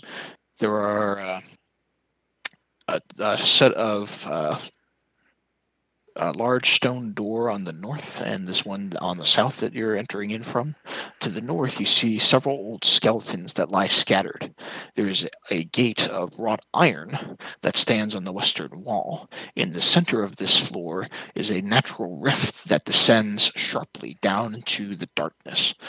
There are dozens of stone steps leading down, and from here you can hear what sounds like the distant sound of running water and a curious buzzing noise. Do we see anything at the other end of that corridor or hallway? Or You see the stone door here, and you see all these old skeletons on the floor. I would like to move up and take a look at the skeletons. Okay.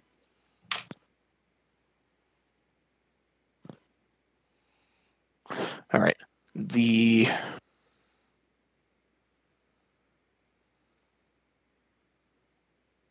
me see. Mind you, I'm not walking toward anything in particular, so whatever killed those skeletons doesn't kill me. Okay. As you move closer to the skeletons look like they might be the skeletons of orcs. And looking down at them, I'd like you to make a survival check. Okay. Survival, which I probably have no what you call it to. Can I Okay. assist him? Even sure. Was that roll with advantage for him? Just yeah, go ahead and make that survival check again. Okay, we'll go with the 13. Even with the 13, glancing down at the skeletons, they look like they show signs of severe burning. There are rusted axe heads next to them with no signs of the hafts. At this point, I would like to say to my friends, we should be very careful in this room.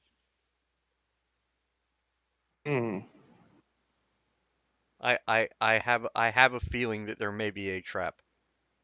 If I look, or something large living under.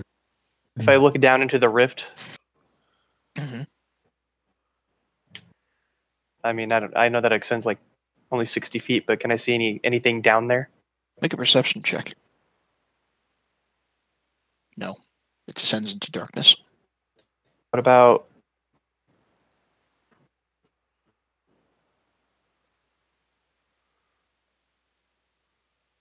the door? Because I see there's some skeletons. Mm-hmm. You're looking at the door itself, the northern door. Okay.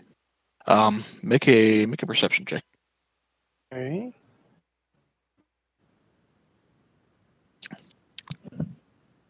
You can't detect anything. I mean, okay. So it just looks like a door? Gotcha. Just looks like a Can door to you. I check for traps? Against what? Against what? In front of me. On the floor? Yeah, the general area in front of me. So like, yeah, around there, I guess. That's an iron gate of some kind. Yeah, I know. Like around Right. that area. Why isn't Okay. that pinging right now? Make a perception check. Right around here again. It looks fine to you. It looks fine to me, guys.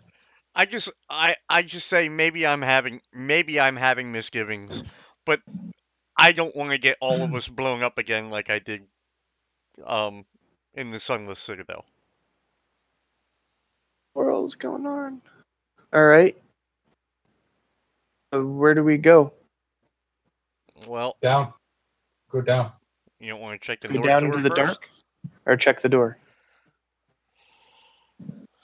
Roran, why don't you see if that portcullis can be opened lever or Give it a little. I give it a little tug. You find a way to open this? is there a lever or a Um, something that can be operated? It's got to be somewhere. stairs. It's not really a portcullis. It's just this big iron gate. Can it And open? it looks like it can. It looks like it's locked, but it's locked from the other side. From the other Okay. side. Yeah, no, Will, it's locked from the other side, apparently.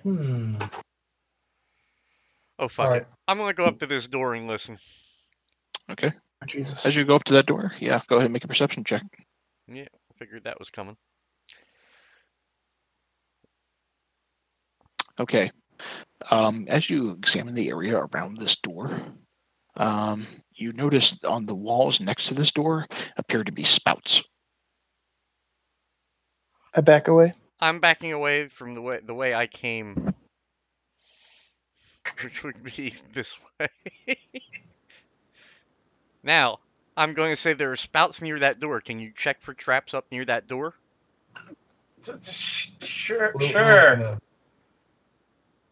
I go this way, and then this way, and then there.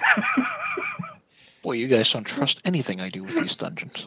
Nope. Go When ahead. I see 4 bodies, there are no hefts for their axes and shit, and it looks like they've been burned alive. No, I don't ever trust that. If I walked outside my house, I'd be like, I'm going back inside. Roran, go ahead and make an investigation check. Investigation or perception? Investigation. Oh, my You're investigating it closer. Okay. Shit. It's trapped, all right. Oh, okay. Well, hey guys, trapped And already. And looking at this, you think you might be able to disarm it either by plugging the holes with some sort of probably by plugging the holes to make up the spouts with some sort of durable material. What about my thieves' tools? Yeah, you could probably try to disarm it. Wait. Here's the deal. We Nope. have a resistance potion, right? Doesn't matter. I attempt to disarm. Go ahead and make a check with your thieves' tools. I did. Okay. You as you kind of fiddle around with this and try to make it work, you seem like you're struggling to kind of figure out exactly how the trap works, and you're not certain you're able to effectively disarm it. Can I go ahead and just look into one of them? No, I'm not gonna look into one of the holes. All right, yeah, I'm gonna And just put your eye right up next to it. walk back this way What? and then go this way. Do we have that leather hide armor? Can we cut a piece of that off and stuff it in the spouts, guys? We could. I mean, Yeah. how much are we going to get for hide? I don't know. There was that leather vendor. How about the javelins? We have 13 javelins. Can we jam Shove those some in the, javelins in there. in the holes? As it now becomes a Machine IED. gun. Yeah, what you're doing is stuffing a bunch of javelins and waiting for the force to propel them back. Hold at you. on. Roran gets an idea. He runs back to here and grabs the blanket off the ground here. You're grabbing a The plank. flammable blanket? No, the blanket and stuff. Oh, the blanket. Okay, yeah. And all that stuff. Blanket. And then I run back and I go, what about this? Yes, if we get cold, we can wrap it about us. Roran runs back again, grabs the table, brings the table up here, flips it over and hides behind it. Okay. As you carry this table and just kind of slam it against the ground, and all of you listen. The buzzing noise you're hearing from below sounds like it's getting louder. Here? In the hole? Yes. Well, Oh, perfect. let's see. Trap door or loud buzzing? Perhaps we should beat an expeditious retreat and watch from the relative safety of this room. You all watch as 4 bat-like creatures emerge from the darkness. As soon as I can get this damn thing to work. Too late. I'm hiding behind a table, mind you. 4 bat-like creatures with elongated noses emerge from the darkness, and they look Oh, there's Like- a handout for this one. this. The fuck is that? It's clearly a stretch can't reach. Go ahead and roll initiative, everybody. All right.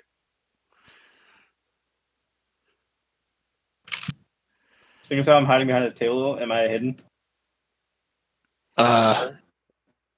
If you want to make a stealth check at the start, you go ahead and make a stealth check.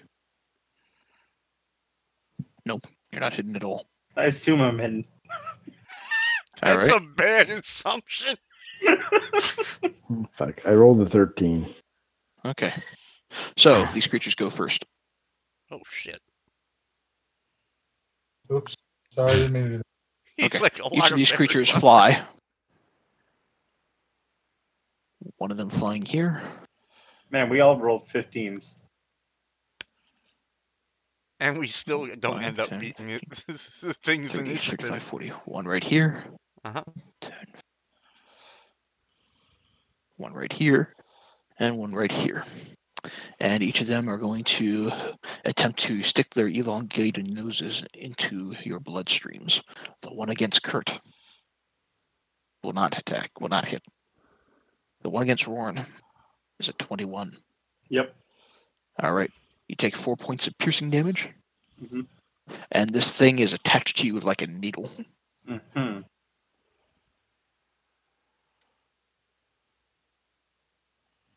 The one against Kent is 15 versus your armor class. As I didn't cast mage armor, yes. Okay, you take 4 points of piercing damage. This thing is attached to you like a needle. And Tuck, 20. Mm-hmm. You take 7 points. This thing's attached to you like a needle. Jafar is next.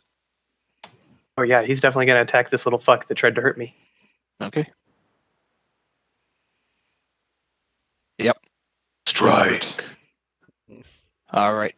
This you watch as this bat-like creature that isn't able to latch onto you, much like the other ones, just gets almost ripped into two by your flying snake, and it goes down easily. All right. Well, you don't even have to move your snake. They're all attached to us. Still scared. He's gonna move away. All right. Tuck, you got one of these bastards sticking in you.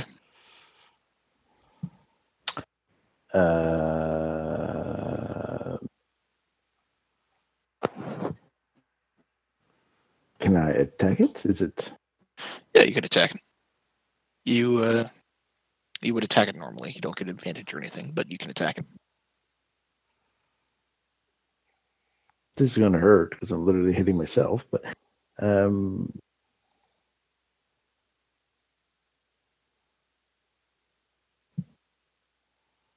Okay. So the 22 will, in and of itself, do it. You ever smush a mosquito that happens to be stuck to you and it just creates this icky, gooey, bloody mess? Yep. Multiply that by 3, that's basically what happens. Yay. All right, are you doing anything else? You're getting the sense that these things are not particularly powerful, but are otherwise especially annoying.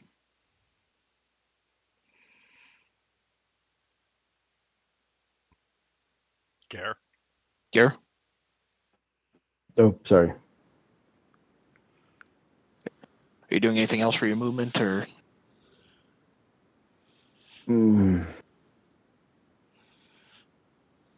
That. Okay. Well, you're up next. You see these 4 bat-like creatures with elongated noses, 2 of them sticking in your friends, one in Warren, one in Kent.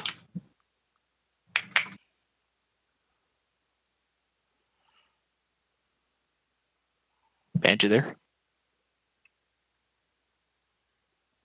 Hello, can you hear me? Now we can. What happened? Okay.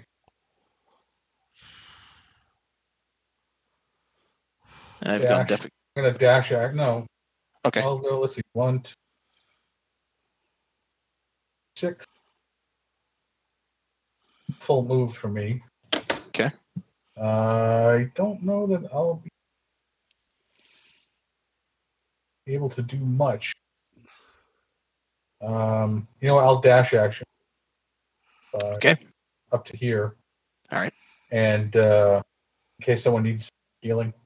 Okay. No, both Talking Kent took damage. Roran, you're up next. You got one of these things stuck in you. Can I like literally just grab a hold of it and throw it at the door? At the door? Yeah, the door.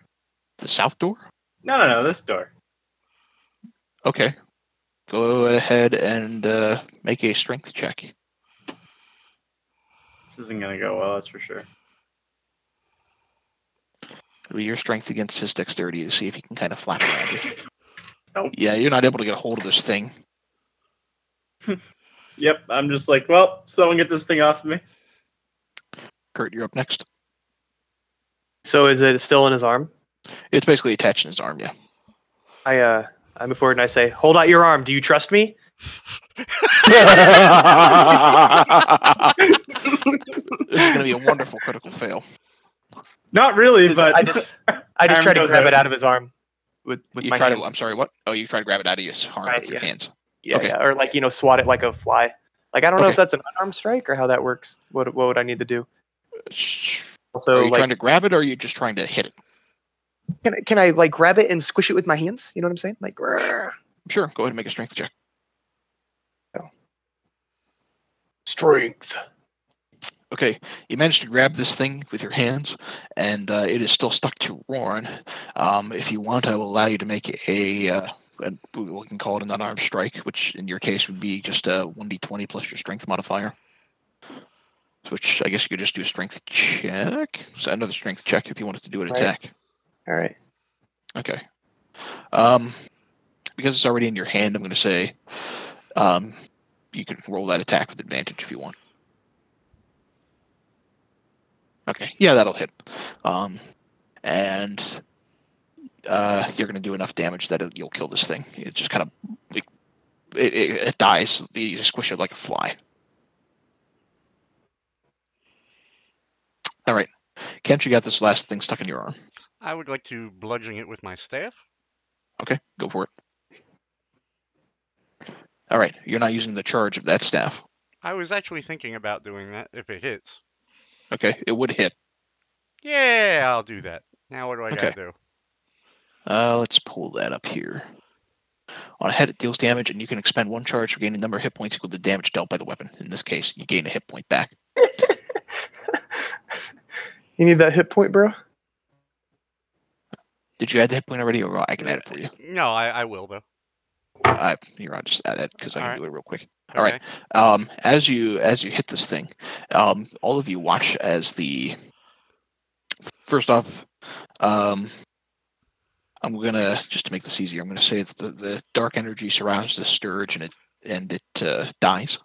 And as it does, Kent, you watch as what looks to be red blood oozing from oozing from this creature that you knocked off your hands and oozing from your arm, but also oozing from the staff itself. And I would like you to make a wisdom saving throw. Okay, you succeed.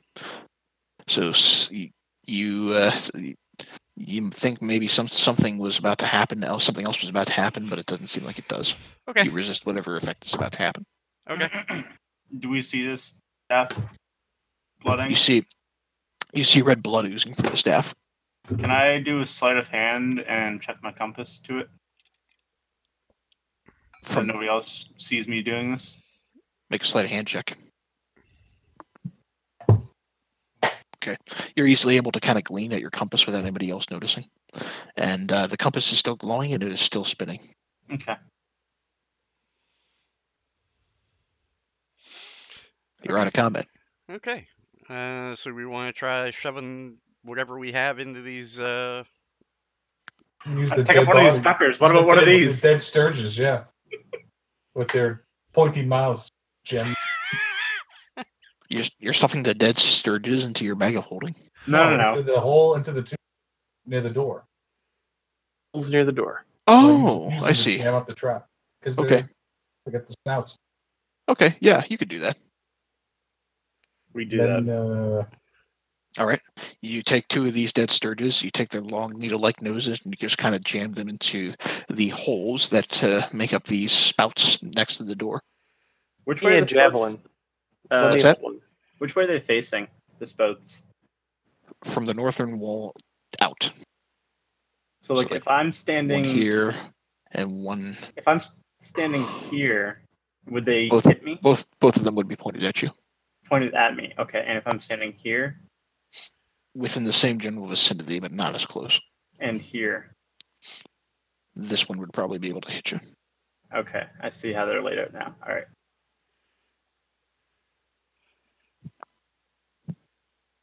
All right, who wants to open the door? Yeah, I I want to want go. Pass me a javelin. Yeah, go ahead. to hold a javelin just in case these things fail. I can try to shove it in. Okay. No, hold on. Can you stand back? Yeah, All sure. right, sure. I throw the javelin at the door. It sticks in the wooden door. Well, that was my plan, guys. I go back over to here, my table. It's a wooden door. I'm sorry, it's a stone door. I'm sorry, I forgot. It bounces off of the stone door. Oh, well, fuck. If it was a wooden Sorry. door, I was going to suggest something I- else. I'm sorry, it's stone. I Oh, forgot. shit. Tie a rope to the handle and just pull it. Hey! I like Here. that. I've got some hempen rope. I'll tie some rope to the handle and then lead it back over here. Sure. Okay. Are you pulling on the rope then? We're all ready? Yep, I'll do it. Okay. I pull. You pull on the rope, the door opens, you hear the sound of some sort of flame echoing from both of the spouts. However, the needle-like noses of the bodies that are blocking this thing seem to block at least the bulk of it. You can see bits of flame emanating from the spout, but it doesn't seem like it catches much traction. And peering inside the room, you see a tiny little room that appears to contain some sort of counterweight mechanism that makes up this trap, and nothing else. Motherfucker. Fooled All right. you. We go down. I go and get my rope, put it back in my pack, and then I start heading down defeated. All right. Are you all descending? Yeah. Yeah. All right. Should we call it? New Hang map. on. New map. Excuse me while I get you guys into the correct position. See black. Excuse me while I. Yeah, give me a minute. Black and yellow. Black and yellow. Ooh, that'd be a good.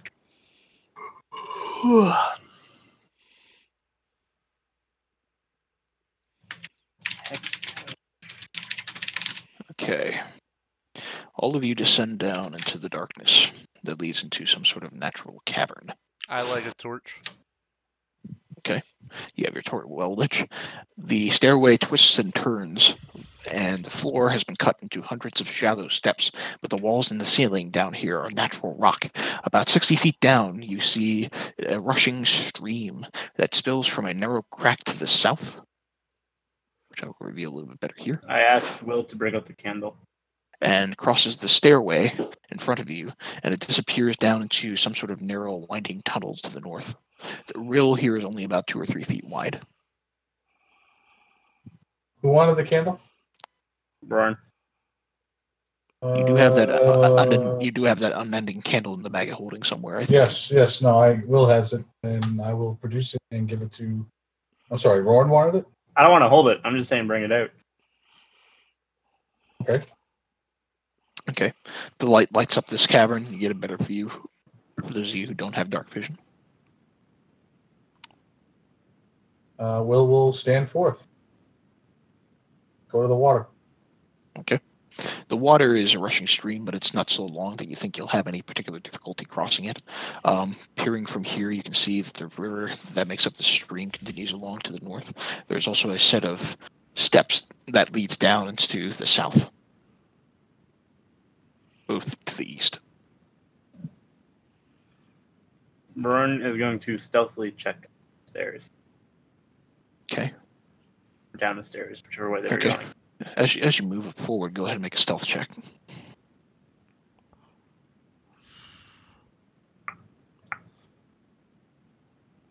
Okay, yeah, you easily manage to stealth your way down, and as you make your way down, you can see that the descending fissure here opens up abruptly into what appears to be a very high-ceilinged cavern.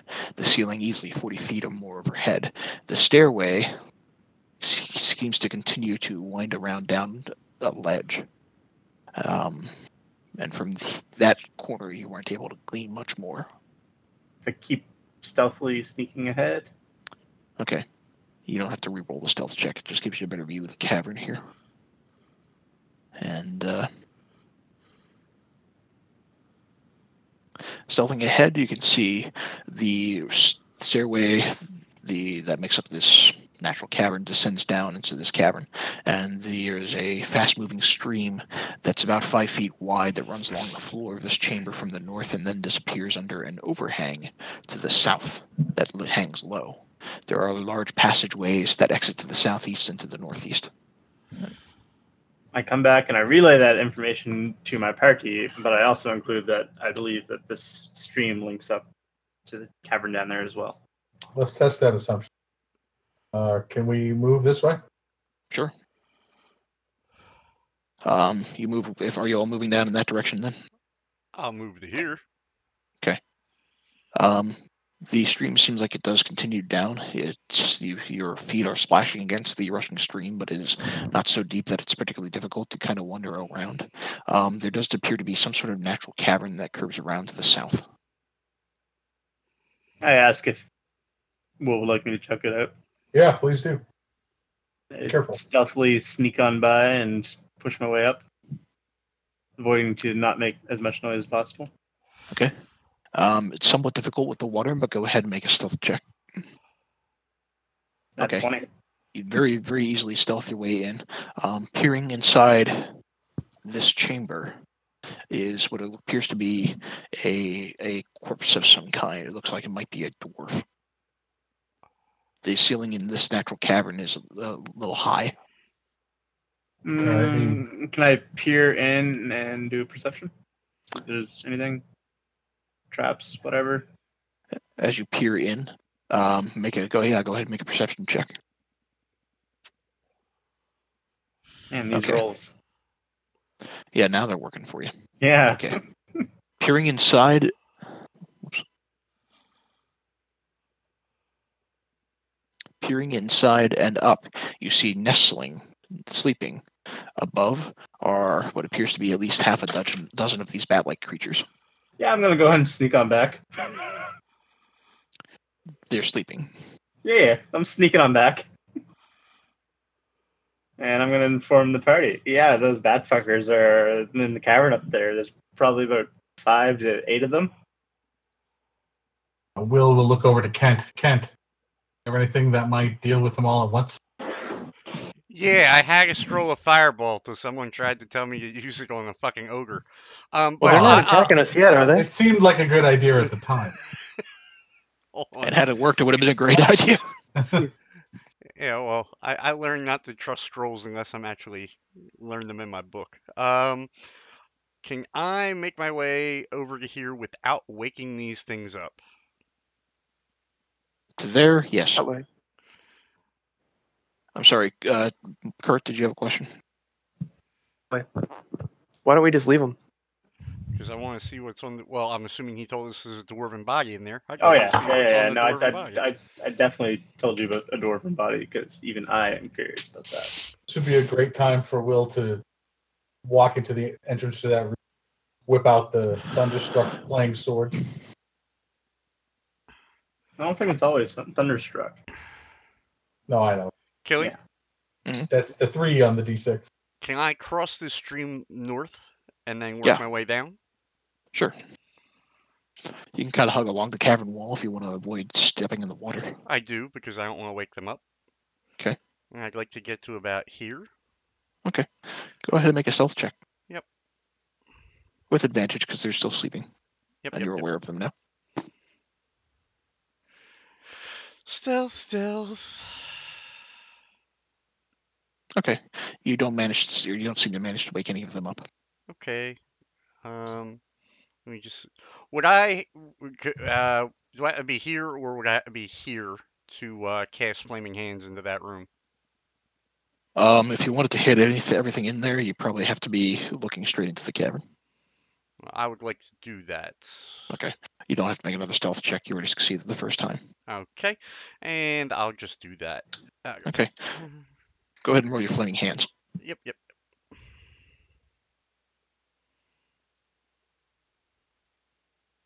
Okay. So it does half damage at a failed save, right? Yeah. Okay. So you roll enough on the damage that, and these things are already sleeping, that you basically just cook everything in this cavern alive and they all die and get roasted. I tell Lovely. Roran to come on up. All right, I walk on up and I'm checking out this dwarf now. Okay. Let me just get rid of all these things. That was a spell slot well used. Yeah, I'd say. Yeah, I They pat don't- on they the don't- back as I walk by. Those things are annoying, but they don't have a lot of hit points. Okay. So as you inspect this dwarven explorer, you do find on his person there is a leather pouch. On the belt, the leather pouch contains 35 gold. I'm just gonna pocket that myself. All right. That's fine. And what about the armor? If he's wearing any? He appears to be wearing maybe chainmail armor, but it is rusted and desiccated. Nothing else around? Not that he can tell. All right. Just looking at this cavern, it looks like it maybe served as a sturge nest more than anything. Okay. And as you peer around in this cavern a little bit more, you do see that the stream does lead back down into that other cavern. Okay. Yeah. So yeah, I think we're good to go. So yeah, I'll approach back up, tell everyone else safe, and we're good to go. All right. Oh, I suggest that rather than going down the stream, we go down the stairs so we make less noise. Good call. Yeah. Whoop. And when I get to about here, kind of stop everyone and I point towards the cavern Okay. stream area down here. Okay. As you begin to enter, are the rest of you following him? Yeah, I am. Okay. Tuck, Will, are you moving in? Okay.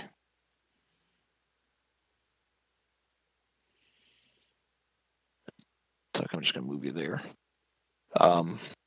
Okay. As you begin to move into this chamber, Roran, you're still holding the ever-burning candle. Right? I think so. Okay. Dropping from the high-voltage ceiling come 4 more of these bat creatures.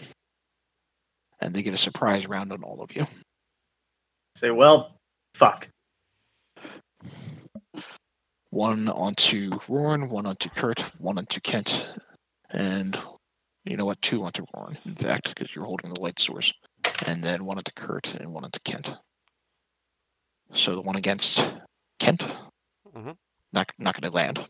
The 1 against Kurt, not going to land. The 2 against Roran, Oh, here we go. Yep. yes, Nope. and no. So one of them does attach. You take 6 points of piercing damage, and you do have one of these things attached to you. Which go ahead. one? The southernmost one here, which I'm Okay. just going to move right there. All right. So go ahead and roll initiative. Potatoes.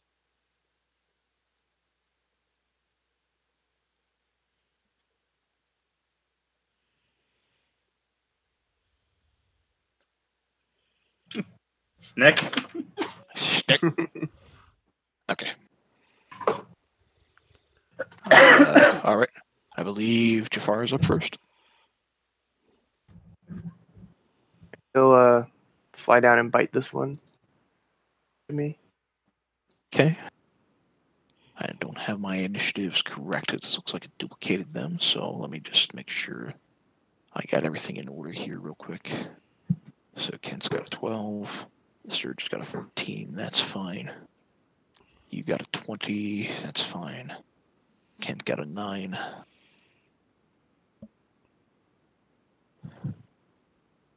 You got the snake got the 24. Tuck got a 10.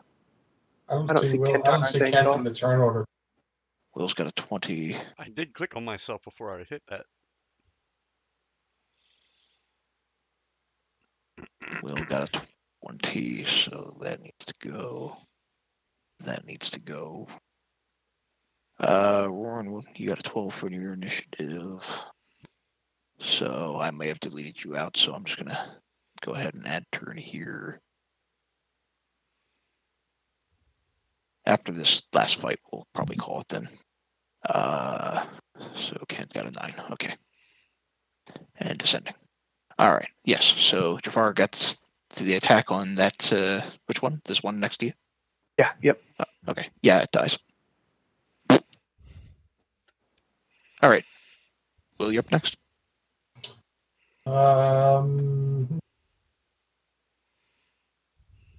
We'll look at the one flying about Kent and say, face looks like it was set on fire and put out with chain. Okay. It fails to save, and apparently it is so hurt by your vicious words that it dies. Words hurt. I can't sing. All right. Are you doing anything else? Nah. All right. Kurt, you're up next. I try and shoot that farthest one with my bow, the one that's not Okay. attached to him. Okay. Not enough. You're having trouble shooting this tiny little creature. Right, that's fine. Okay. Yep, that's it. All right. The scourge that is currently attached to you, Roran, is automatically going to do 6 more points of damage to you. Oh. Oh boy. And the one that is not currently attached to you is going to attack you, but it's not going to land. Oh boy. You're up next. All right. I'm going to do an unarmed strike. All right. Or the blunt of my dagger, I guess, on the one that's attached to me. You're going to use the blunt of your dagger on the one attached to you? As long as you don't critically fail, you Yeah, should exactly. be able That's to why I'm stick doing it with the pointy end. Nah, Okay. yeah, that's why I said the blunt of it. Just So make the a- hilt. Just make an attack roll with the dagger then. With the dagger? Yep. Okay. You do enough that you're able to kind of blunt this thing off your arm, and it's enough that it kind of squeals and you kind of squish it and it does die. All right. I'm sorry, that's the wrong one. With my rapier, Mhm. offhand, I'm going to go ahead and swing at the other one. Okay. Not enough. And then I'm going to back away. All right. Tuck, you're up next. I'm gonna go up here and hit that one. All right. Go for it.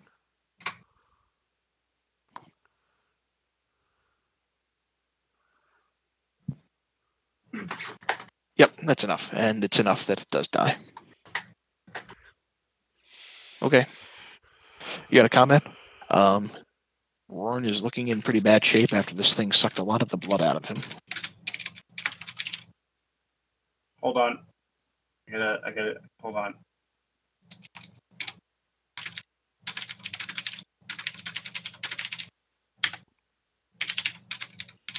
As he furiously types. Hold on.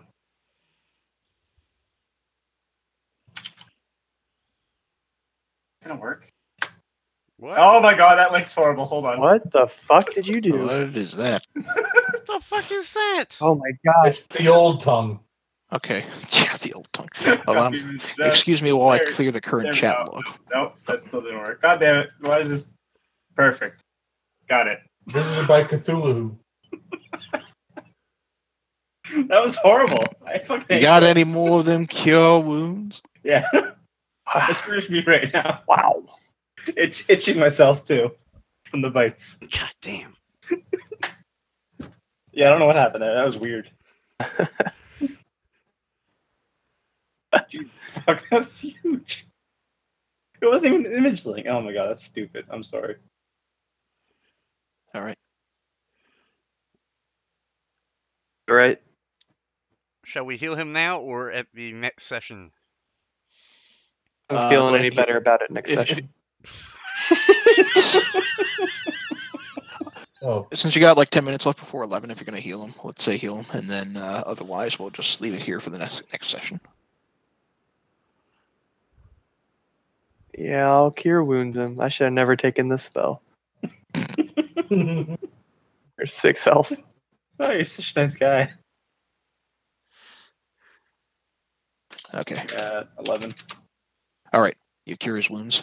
And I think this is probably going to be the best place we have to stop for now. So we'll call it a night from here, guys. All right. Right.